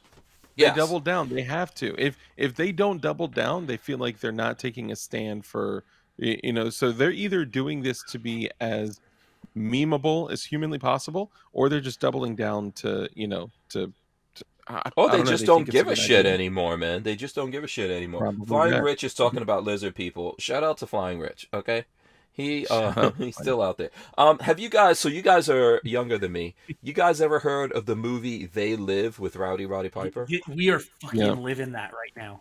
You've seen that movie? Yes. Perfect movie. Awesome. It's an awesome movie. Roddy Piper. Excellent shitty fight scene, by the way. Yes, this is the poster for it right here. One of my favorite. It is so apropos for the world we're living in right now. It is. Because everything can be seen in one way or the other with his glasses. Everything. Mm-hmm. Yeah.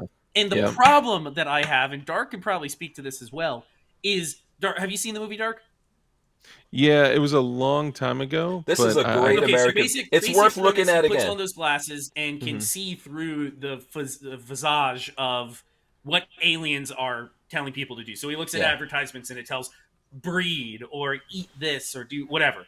Everything in the world, most of the things in the world are fake, and the only way for you to tell, he accidentally comes across this set of glasses from one of the aliens. An alley or something, right? Yeah, he came across an alley. Yeah, he comes across it some. I bought the movie again recently on streaming, so I could just look at it over and over again, and obsess about it. But so he comes across these glasses, and he could see who are aliens, who are normal, but he could see through the advertising and the whole illusion. My problem is I can no longer take the glasses off in our modern society.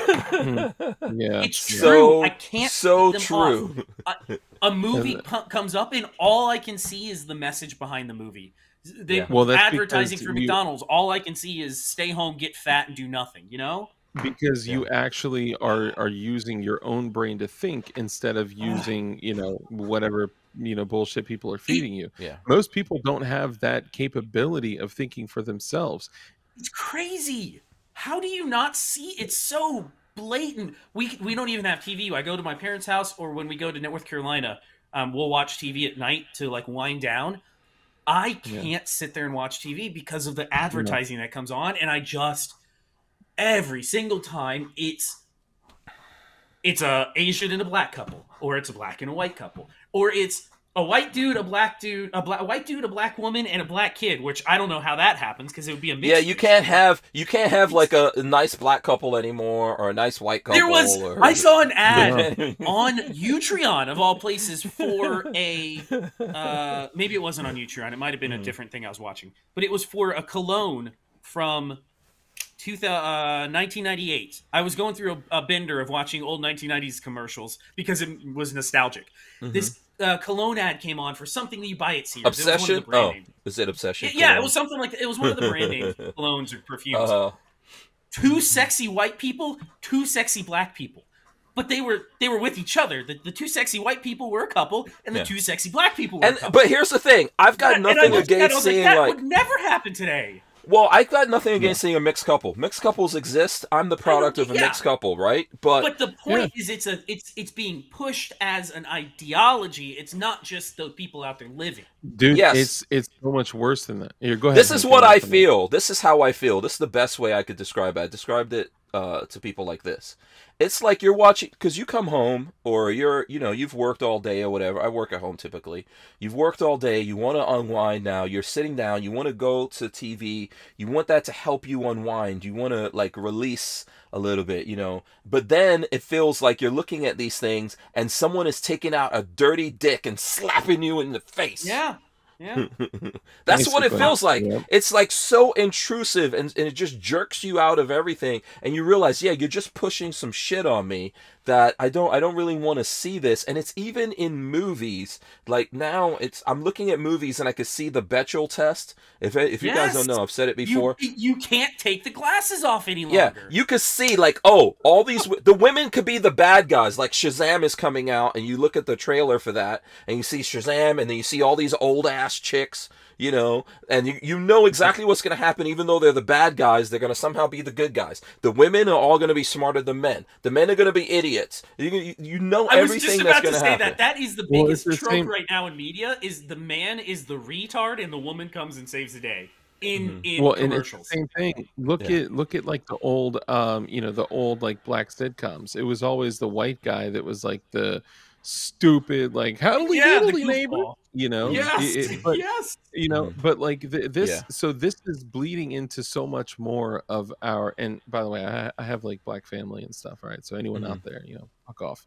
But like we're not politically correct over here too much, but I mean, we don't hate anyone. We're all obviously friends, but it's like this is too much. You are slapping me upside the head now, and no one believes this shit that's going on. Well, here's the crazier thing. It is it's encroaching so much more on real life, not just the programming of the general public. It's encroaching so much more even to like so in real estate, they actually made it a not a law, it's a regulation to where if you go look at any photos of a house on Zillow, on Redfin, or anything at all, it is a national regulation that if you have people in the pictures, you cannot have people of all of the same race or only show white people and black people. That's why you see like an Asian kid and a white dad and a like all these different races. Regulation? Because you will it might be guidelines. I don't. Well, I'm not sure. I don't know. I haven't seen that it's a regulation but I know it's definitely guidelines that you could see there. This is the reason why we have Bud Light doing what it's doing, or Nike women. Nike women, instead of finding a woman athlete out there to support, right? And women work incredibly hard, right, to achieve anything in sports. Instead of finding a woman, they'll rather take a man that became a woman and then unfairly like beats women or whatever because of physiology and support that person. It's my favorite joke right now is women suck so much that men are even better at being women than women are. Yes, and that is a joke because a man we're going right now. A man could never. You just saw Marley, not like Oh God, I saw what came out of that, her and I could never grow do that. A baby. She grew a baby, had that baby, and she still deals with you. We talked about this a couple days ago. I don't remember how long ago it was, but our child is 100% breastfed since the moment he was born. Wow. And I gave her props the other day. I was like, can you believe that we have a 13.5-pound boy growing healthy 100% from you? Like, we're not growing plants. What did Baby Chromie V weigh when he came out? Oh God, Marley. Like what? Are we talking what like did he weigh when he came out?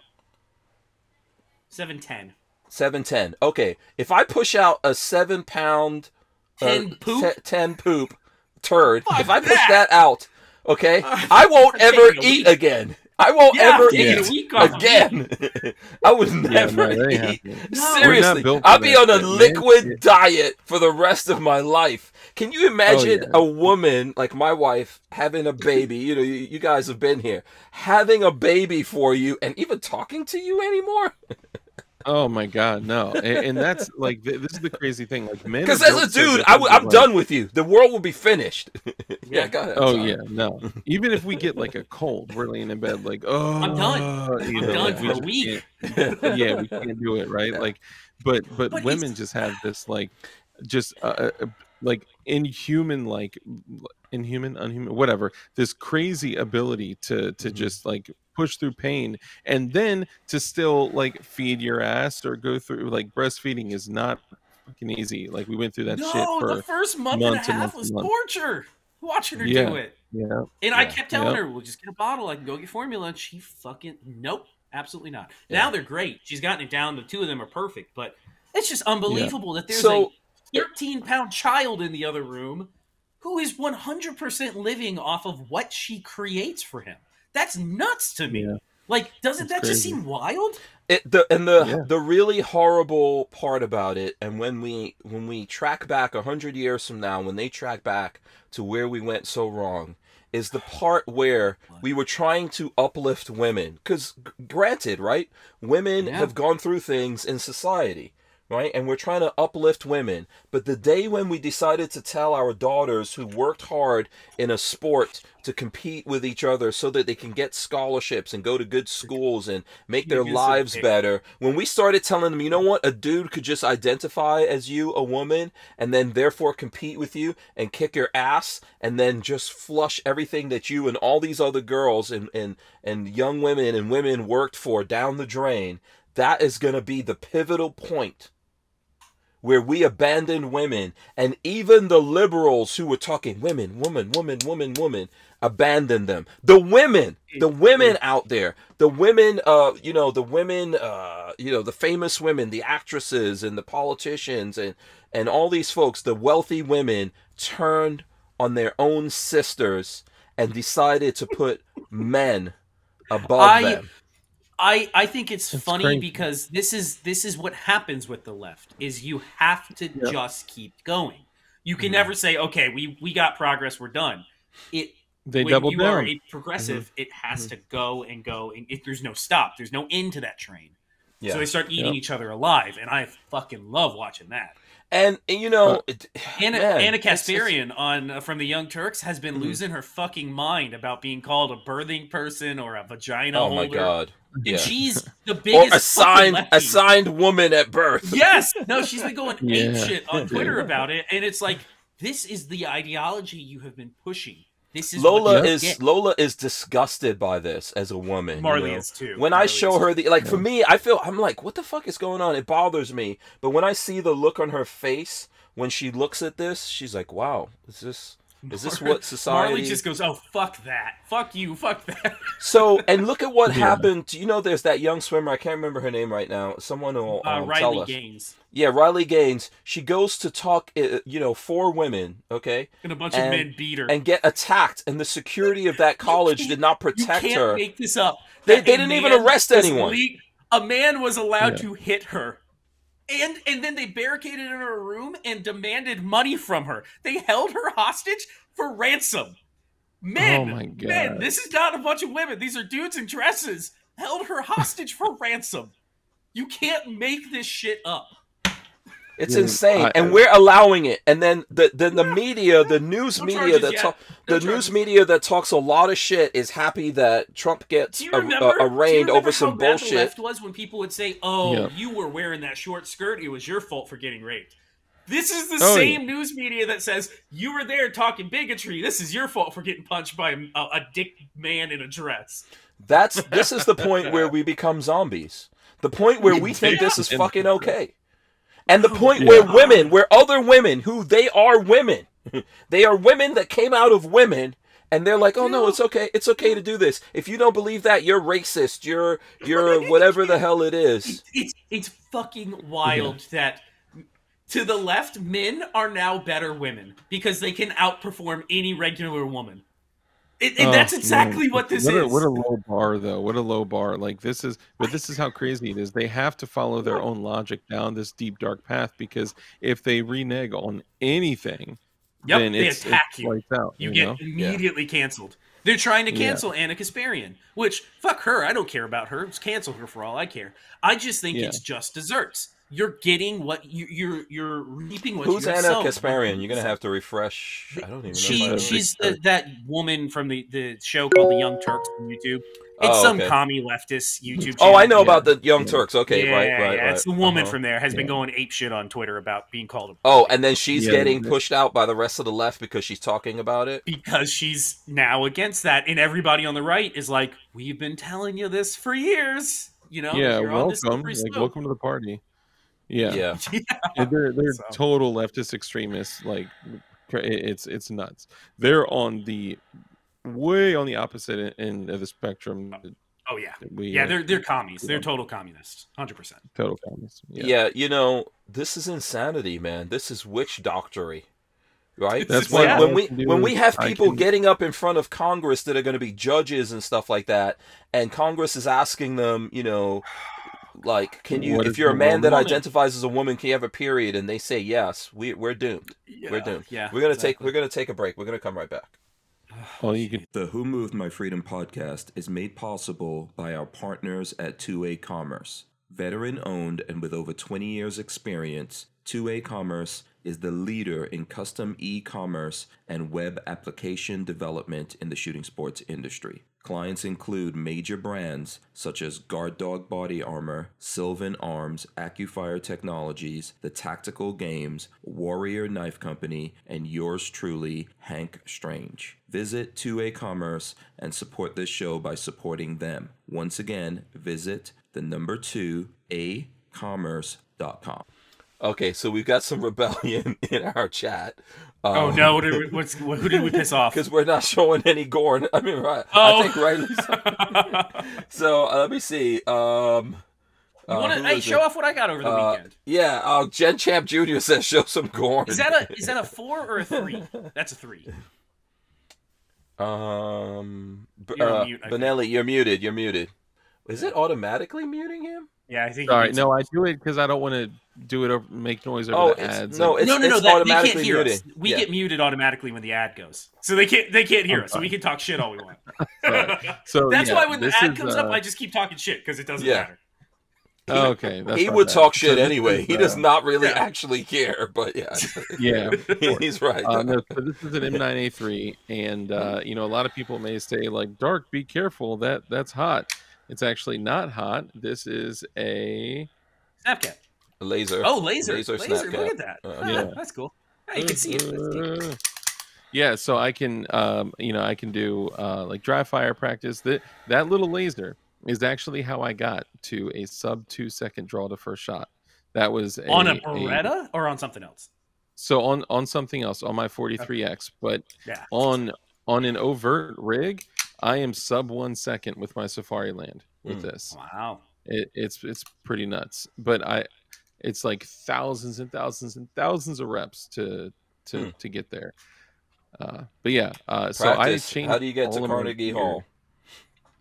Practice. I changed all of my gear from my war belt over here. I put the Safari Land QLS fork on it so I can switch between my Glock and stuff, but I changed all of my gear over from my typical Glocks. Usually I like the 19X. I got a bunch. I got like 30, 40 Glocks. It's kind of crazy. Most in 9mm. Don't know why.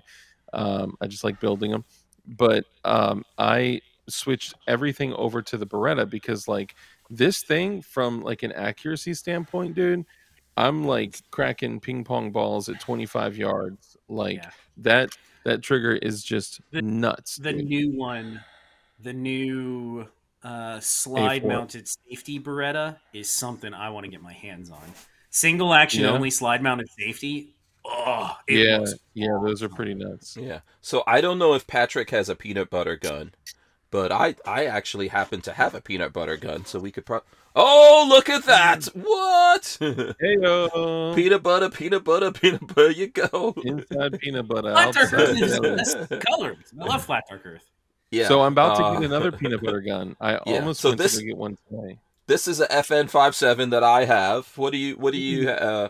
So just now, Dark was showing what a Beretta and Glock and a Retta. Yeah, a Glock. All right, Beretta and a Glock, and then Patrick, what you got there? MP20, the 5-inch 2.0. There This is the you one I bought go. from you. Diversity. I remember this thing. I bought this off you guys. This is a T&E gun.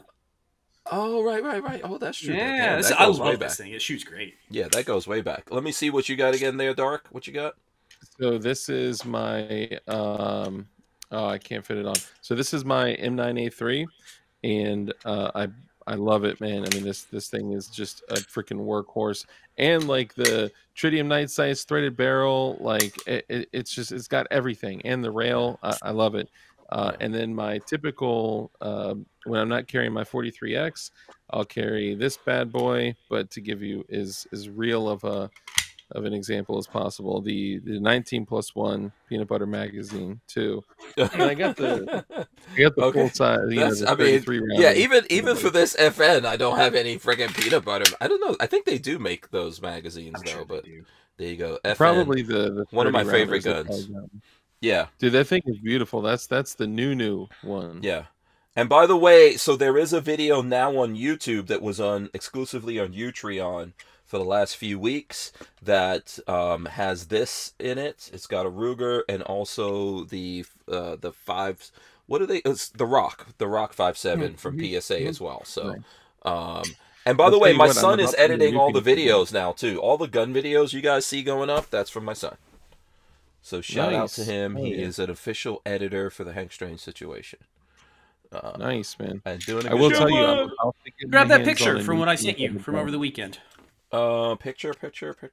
Yeah. Oh, by the way, let me just show I was trying to scroll up because since we showed it before, everyone started putting a mega crap ton of Gorn into the Gorn section of the Discord. Yeah, what is this on the what are these? Let me see if I can guess. That's a primo cocking gun right there. Yeah, but what is this car? Oh, damn it. That's a Mustang. Is that a Stang? That's a fastback Mustang. As far as I can tell. Is it? Okay, nice. Looks like a fastback. Nice. Okay. Yeah, nice. Yeah, so a bunch of shout out to everyone throwing things in there. Just a mega ton. I don't know what the balloon is about. Oh, look at that truck. It may be there was an actual attack on our country with a Japanese balloon back in the web. They set fire to the woods. Oh, and then there's a bunch of deck pictures went up there. Deck pictures, because that's a thing going on in the chat. The deck pictures. Yeah, pull up my text from the weekend. Okay, so you sent a thing over the weekend. Okay, go ahead, Doc. Yeah, big ol'. It was on my Instagram too. If you want to go to my Instagram. If you guys have seen the deck jokes started on my channel, and it was me talking about my deck and how I would show my deck to all my neighbors, and all the soccer moms love my deck. They would ask me to send them deck pics, and it kind of started with that. So now we just joke about it because we're children, essentially. So do you have a small deck or a big deck? Well, so I moved. So now I don't have the same deck, and plus it's a little chilly outside. Oh, okay. Did you have any surgery done to your deck? Any work? Has your deck been no surgery, no work? It's a natural, all natural we can go with this for a long time. Yeah. But I'm gonna show. Is this what you're talking about, Patrick? Hell yeah! Congratulations to you, big boy. You got a big boy. Nice. Air compressor, DeWalt. Big ass air compressor. I got it. So I have it hooked up, but not plumbed. I did get it powered up and pressurized, but I had to get a couple more things that I ordered from Amazon: oil water separator and a filter, and something. Oh, and some quick disconnects and some other things. So hopefully tomorrow after work, if the baby is asleep long enough for me to get something done, I'm going to go out there and do some PEX work and get it plumbed and get myself set up for air in the shop. I am so excited.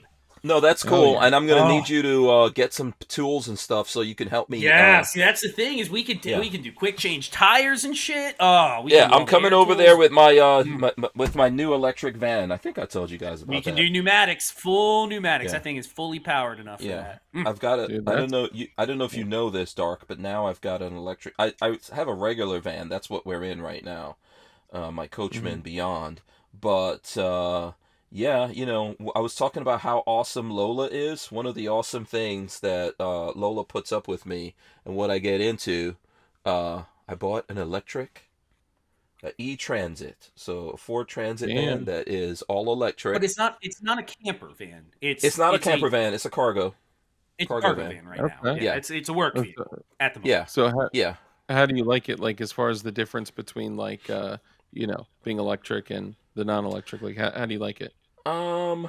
So I think the electric drives really well. Now the van that I'm in right now is all-wheel drive, and it's got plenty of power and stuff like that. But I think the way, in terms of drive, they beefed up the suspension in the electric because the motor and the battery and everything are in the back, and the suspension and everything feels really good. So it really feels good driving.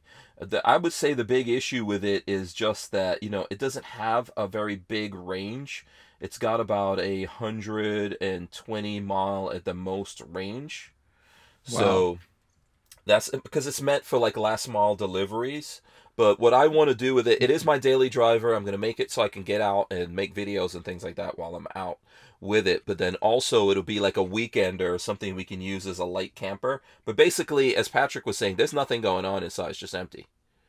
So I'm gonna do some stuff with it. Gotta get a big sticker made for it, or a big magnet that says free candy. Big magnet, put free candy and stick it on the side. I was gonna put like something with poop on it so no one breaks in there. Like septic cleaning. Septic cleaning. Yeah, nobody will go in that truck. Yeah, no one's touching that shit. Yeah. Oh my goodness. Flying Rich wants to know what we're doing with the electric van. So my YouTube channel now it's all about vans, and so I'm finding out the van YouTube channel, not the gun channel. Yeah, the van YouTube channel. Yeah. What were you see? What? Sorry, Dark. Go for it. Oh no, you're good. I was totally listening. I was just saying. You guys see that photonic focus of like what I think it's 80,000 lumens or 80,000 candela. And that's a big center right there. Yeah, and from a small light. Yeah, wow. Oh, a pistol light. Very nice. It's a goon beam, and I don't know if you guys are familiar, but goon beam makes some like that sounds like something very, very racist, but I like it. You old goon beam. Yeah, it sounds bad, but now you said it like that. I have never heard of goon beam. Dude, that goon beam. Yeah, I know. He's a guy in the community. He's a gun builder, 3D printer, and okay, cool. He did this shit to like totally kill like Cloud Defense, and because they're selling shit for like crazy, right? This is 110,000 candela and 1,350 lumens, and it's like $129. Oh wow! It's crazy. Is it made in China, or which doesn't matter to me? But I think the emitters are made in China, but he literally like makes them in Florida. It's a Florida guy. Wait, fucking way he makes the box. What's his name? Let me see. I'll look him up. What's the website? I'll be so impressed. No. I'm saying he assembles them. So he gets like they're assembled. So they're assembled in Florida. Yeah, some parts are coming from China, but okay. What's the website? We'll give him a plug. It's Goonbeam. GOONBEAM, and he's got like it's just him. He's his company. Is this one right here? Right here, Goonbeam. I mean, who else has that name? It's a very unique name. Awesome name. Yeah. Oh, cool. Okay, cool. Do you have any idea what I have an affiliate link. I'll just throw that out there. Yeah, absolutely. Throw it out there, man. Do it. No, it's all good. Throw it out there for reals. Yeah. Tell the folks what the affiliate code is, and if you use code DARK, you can get money off your order. I forgot how much, but you save money. I mean, they're already so cheap compared to so Cloud Defense came out with a 100,000 candela torch, right? And this thing is so crazy. When you go outside and you just point it up and turn it on, you can see this I mean, it's like a lightsaber. It's crazy.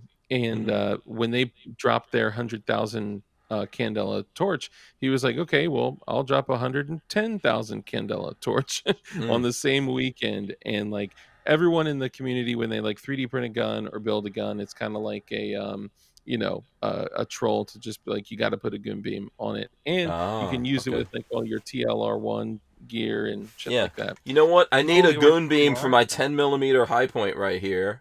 I'll connect you. I got you. Yeah, listen. He can come on the podcast. I'll be happy to promote. He doesn't have to give us anything, by the way. That's not necessary. I'd love to help out a Florida company, a fellow gun guy out there. But they look the design of them looks very familiar. Yeah, dude. Let me ask you. Yeah, I know, right? Let me ask you this: Is that red dot on that 10mm more expensive than the gun? The company is CT. Yeah, it's Crimson Trace. Those are like MOA. In the video, I didn't even understand. Like, I'm like, what is this BMOA? But it's 8. It seems like Trace red. Yeah. Is that Crimson Trace? CT right. Crimson Trace. Let me show it off again. I'll tell you which one. So that's not too bad then, right? It's not terrible. Yeah. Give me a side profile. Okay, so it's. There we go. I can find it on their website. Yeah, that's definitely Crimson Trace. Yeah, probably. So the gun is 220. Well, no, this one I think is 220. There's no way that's that one. Does it say any numbers or anything on it? Let me see. Is there a little sleeve on the side for pulling out for the battery? So basically, the answer is yes. I think so. So this is what's on. Let me see if we can get closer. Back to it. Yeah, closer look at it here. There you go. Okay, so no, there's no battery compartment on that side. No, I think you probably have to take it off. That one is probably this one right here. It's a CTS 1400 open red dot sight, I think is what it is. Yeah, it seems like a decent thing. Retail is $564. Wow. No. Well, I think on the Crimson, so. If you on the Crimson Trace website, I'm sure it's way. If you look up this, the red dot comes with the gun. Let's see. High point. High point. Yeah, I think it does. Or they sent it to us like that, but I believe that it. I don't know that it comes on it. Hank. No, I don't think it came with it. No. I don't think it came with it. It's just optics ready. No, that looks like it looks like it's Crimson Trace. They're probably like around $200, like around the same price. Yeah, I think when they sent it to us, they put the high point on it. I don't think it comes like that then.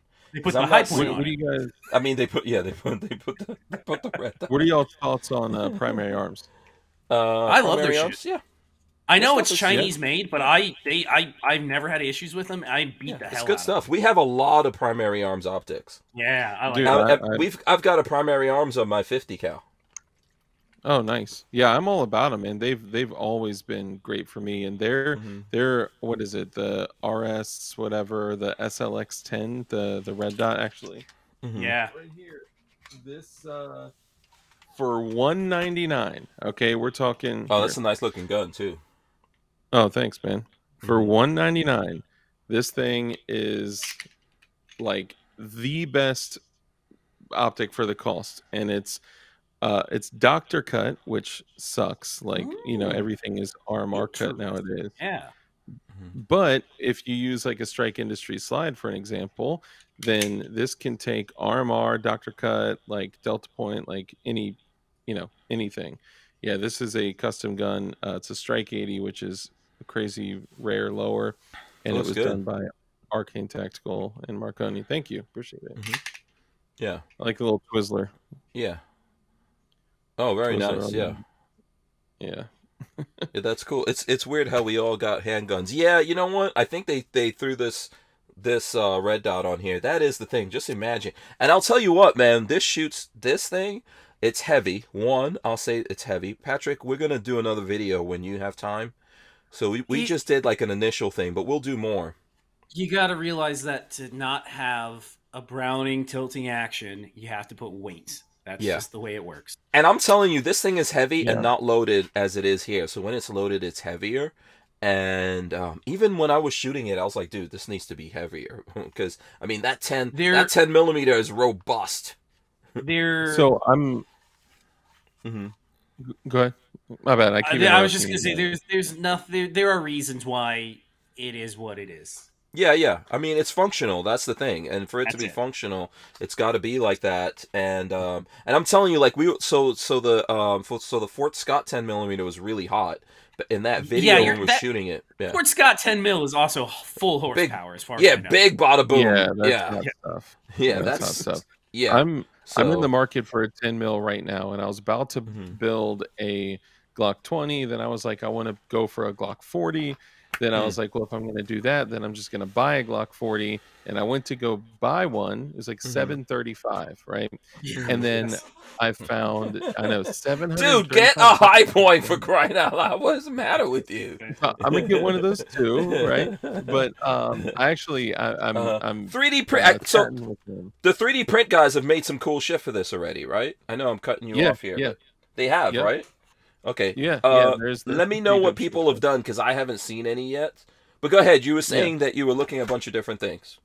Yeah, so I was looking at different 10 mils, and I just wanted 10 mil. I kind of like the Glock 40 because, you know, it's a Glock 40, you know, but also it's like freaking like this big. Like it is such a mean gun, right? And then the guy was like, well, have you considered some of these other 10 mils? And I saw the M&P, and I was like, And then I saw the FN 510. Y'all seen that? Yeah, that's very nice. are very nice. Yeah, very Walter nice loved that thing at SHOT Show. He saw that at SHOT Show and fell in love. The only thing is that it is like half the weight of the Glock 40. I mean, that thing is gonna kick like a mule. You just want it to want it. You're not going to have it for any particular. You're not going out in the woods. You don't need power to kill a bear. I'm hoping Walter buys one so we could shoot it.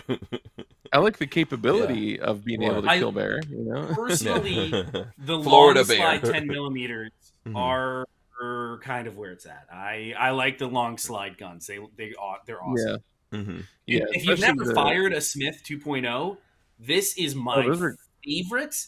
This one just is an optic cut, so I don't carry it. I don't use it as my duty gun because there's no optic cut. I can't use it with night vision. We wouldn't be able to keep the Who Moved My Freedom podcast going without the support of manufacturers like Safety Harbor Firearms. SHF is a quintessential family-owned small business, totally representative of the American dream. Safety Harbor Firearms is a Florida-based manufacturer of the compact entry stock and the SHTF 50 upper for an AR-15 lower. Also, SHF happily delivers on your Sten gun parts needs. So don't forget to check out stenparts.com and safetyharborfirearms.com. All right, yeah, and a big shout out to Walter. If I didn't already say it, the reason why you guys don't see Walter right now, he's traveling around the country. Yeah, and he's an old man. He probably needs to walk with a walking stick because I think he fell and like busted up his wrist or something. He said he kicked some snow in North Carolina. How do you fell kick on snow his and fall? Yeah, he must have gotten his foot out from under him, fell and twisted his wrist. It happens. It happens. I was on the road one time by myself last year, and I tripped over. I was putting gas in the van, and I tripped over the gas line, the pump line. Yeah, I felt like such an old dude, man. You know, and I was messed up. That'll do it. And and I didn't even tell Lola because I was out there on my own, and I was like, she's just gonna like, oh, you poor old man. Dude, that's how it's kind of like when you were talking about Biden. It's like just like the words that you use for somebody like that, like, oh, he wandered off, oh, he fell. Such terrible words to that about a president? You need to retire at some point. It's like, I feel, what I feel is going to happen, and well, listen, I don't wish bad on anyone, but remember what happened to Michael Jackson and Prince and a lot of people out there where they died because they were pumping them up with drugs to keep them going? Yeah. I fear something like that's going to happen. They can't keep pumping that guy with stuff just so they can push him out there. It's not cool, man. It really shouldn't happen. It's a shame that we're living in a country that this is what we're doing. We're basically pumping this guy up with drugs and then pushing him out. And this is why you've got the bunny. I guarantee you the bunny's got like medical, like the bunny has some kind of injection shot to give him or something like that. Bring his heart back. Yeah, when the bunny drags him away. Oh, yeah. Jabbed the needle in his neck. Yeah. Asper Warrior says, Patrick, you laugh, but you're only 5 years away from your first sneezing injury. I've already done that. No, I've already done that. It's not been that long ago that I sneezed and threw my back out, and it was out for like 3 days. Wait, what? Yeah, that actually a thing? Yeah. Oh, I sneezed wrong one time. This has been a couple years ago. Sneezed wrong and was like, oh, my back, and that was it. I'll tell you, like your body goes through some pretty traumatic shit when you sneeze. Like it's including literally sometimes, including literally you sneeze and poop. Yeah. The worst is doing a bend and twist, trying to pick laundry up out of the, because we have a top load laundry wash machine. Went in there, tried to pick laundry up, and while I'm halfway bent over, I tried to twist to throw it in the dryer. Nope, threw my back out for like 4 or 5 days. So listen, we do have to wrap this up, and I don't, I mean, we're having fun. This is what happened when Dark comes on, by the way. Have a good time. Yeah, we have a good time. Easy, Dark is easy to talk to. Both Patrick and I both like you. Let me not start shit, because someone's gonna go, wait, you guys don't like everyone? Right. So anyway, is that why our podcast I digress. So anyway, I just want to talk about this real quickly, because I sent this to Patrick, but I want to see Dark's reaction to this. This is in the New York Post and other places. This is the headline. I have 2 vaginas, one for my husband and one for my career.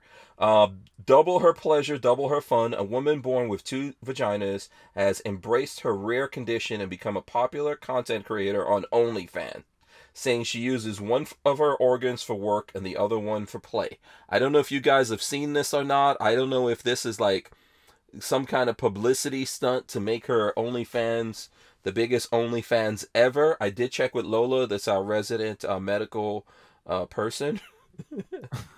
But have you ever heard of someone having, like, I've heard of dudes having 3 testicles or 4, but have you ever heard of a woman having 2 vajayjays? On Reddit. Yeah, right. So look, you hear about weird shit all the time, right? But it's not that common, especially weird shit with like genitalia, I guess. Like I know a dude with 6 toes on each foot, and I didn't know he was actually for real about it until we had to fly somewhere together. And is this dude someone that we all know? Is it John Crump? No. You could tell us. You could tell us. You could tell us if it's Crump. Oh, I totally would. Trust me, I absolutely would. We know it's not Flying Rich because we see his freaking toes every chance he gets. Yeah, I know. He's out here shooting SMGs with flip flops and shit. But no, I mean here's the problem though. Although this shit exists, right? Like clearly she's monopolizing on her, extra holes, right? And our world, like we have totally like desensitized like the whole world to like even what's like what does it mean for a woman to be romantic with her her partner, right? Like, oh, I can use this vagina for my husband, but then I'll reserve this vagina for she's got 2 uteruses. Like she says she's had a baby in one and she wants to have the baby out of the other one, but I don't know which one is the one reserved for her husband. You've only got one. It's still your same body. It doesn't matter how many holes you have in it. Yeah, so if I like, use a strap on and don't use my actual penis and I bang a chick, am I cheating on my wife? Yes, in my opinion. Yeah, yes. Right? Like I had to think about that too after I said it. I was like, hold up. Right? But that is you paused for a minute, but yeah. Yeah, I was like, hold on. I had to say it again in my head. But no, like, dude, the world is changing so rapidly. It's just sad. But first it's a freaks only world now. Freaks only. Yeah, we're the outcasts, right? I mean, we literally like by the DOJ has said that patriotic people are like the number 1 threat. Domestic T-words, like crazy. If you use words like red pill, what was the other thing, Patrick? Based, red pill, and based is one of those. Stacey's and Chad's. Yeah, this whole fucking list. Wow. What do you think about the 2 I want to know what Patrick thinks about the 2 vajayjays. Double your pleasure, double your fun, baby. No. I'm just not letting her show them off. I want to know what they look like. Are they side by side or one in front of the other? I believe I have not. I would never tell you guys. Well, I would tell you if I did see them. I have not seen them. I believe I from reading different news articles, I think that they're side by side. But she's already she's side by side. This is perfect. She's already doing naughty things on the internet. We need to get her hooked up with the guy that's got 2 dicks. He literally has 2 side by side dicks, and we need to make a porn. Bifurcated. organs. Yeah, it's a thing. Bifurcated cocks, and I think we should have the bifurcated Pornhub channel going. Let me ask you this though: we've all been husbands here, or husbands. Bifornication is what we would call it. Are you, as a husband, as a man, do you think it's possible for you to have like a girlfriend or wife who has 2 vajayjays and not tell people about it? Because I know me, I run my mouth. I would be telling people. I'd be bragging every now and then. I wouldn't be ashamed of it. Telling people is one thing, but the whole like one for work and one for home, like no, that's like saying my vagina is for my husband and my beehole is for OnlyFans. Well, her husband is the one who convinced her to be on OnlyFans, so you know he's pimping her. That guy's a terrorist. Yeah, he's pimping her. She's got 2 vaginas. Like, it's gonna be kind of hard. It's like if you're a dude and you've got if you're a dude and you got 2 schlongs. Can you keep that secret? I couldn't keep a secret. Oh no, I'd be running around. I'll be walking around with a big T-shirt, like I'm the 2 schlong dude. Oh, you want to see it? Okay, I'll show you right here. I'll show you. I'm blown away. Yeah, we didn't hear about this as much because people weren't as like. The velocity of information. I'm gonna have to go. Yeah. So listen, our internet is literally running out as we speak here, so I'm gonna have to end it. I'll let our guests. I will let Dark tell you guys how to get in touch with him. Go for it, Dark. Yeah, so I'm Dark with DLD After Dark. I also run a business, DLD Hardware, for building guns and stuff, and DLD After Dark on Instagram and Twitter and all that stuff. And thank you to Hank and Lola and Babyface P, all you guys. Thank you. You're welcome. Okay, Babyface P, go for it. YouTube.com/BabyfaceP, or oh my God, there's a picture of it. Don't look. Oh God, he went and looked. Oh! That's like an alien. YouTube.com/BabyfaceP. BabyfaceP.com will take you to Utreon. Instagram is baby_faceP. And hopefully I think we're still recording. We literally ran out of internet. So, we ran out of internet, but I'm still recording this. Okay. Wrap it up real quick. Yeah, I think it's still recording it. I think it started another one, but yeah. Yeah. Oh, we lost Dark. We lost Dark there. Are you still there, Patrick? Yeah, you're still there. I am still here. Yeah. I'm going to need to disappear real soon because I got to do some research on this. Yeah. I cannot believe this is real. Right. Yeah. So, yeah. Anyway, so what we're going to do here, I'm still recording, but I think we lost everyone. Wrap it up. We lost everyone on the thing. Anyway, so words of wisdom. Someone give the words of wisdom. Well, Dark has a good one he always uses. Yeah, go for it, Dark. Go, it's you. Words of wisdom, Dark. There you go. Oh yeah, there you go. Oh, he's. Yeah. Hear me. Words of wisdom. For me. Yeah. Words of wisdom. Yeah. Stop worrying about so much what other people think of you, and don't worry about the judgment that other people cast on you. Focus on doing something positive with your life and make a difference, make an impact. Do something positive that people will talk about after you're gone. Very good. I'm just telling the folks on the chat, which you guys should too if you can, that we ran out of internet. We ran out of internet. Yes, for anyone who's listening and can hear it, we are going to be back Wednesday. We're going to have a very cool guest that totally slips my mind right now in the middle. Oh, Coda Boy is going to be on Wednesday. Boom, there you go. Coda Boy, cool. Yeah, Coda Boy. That's the I always mess it up. Okay, we will see you guys on the next one. We are out of here. I am going to hit all the appropriate buttons. See you guys. Hold on, you guys can stay right there. Yeah.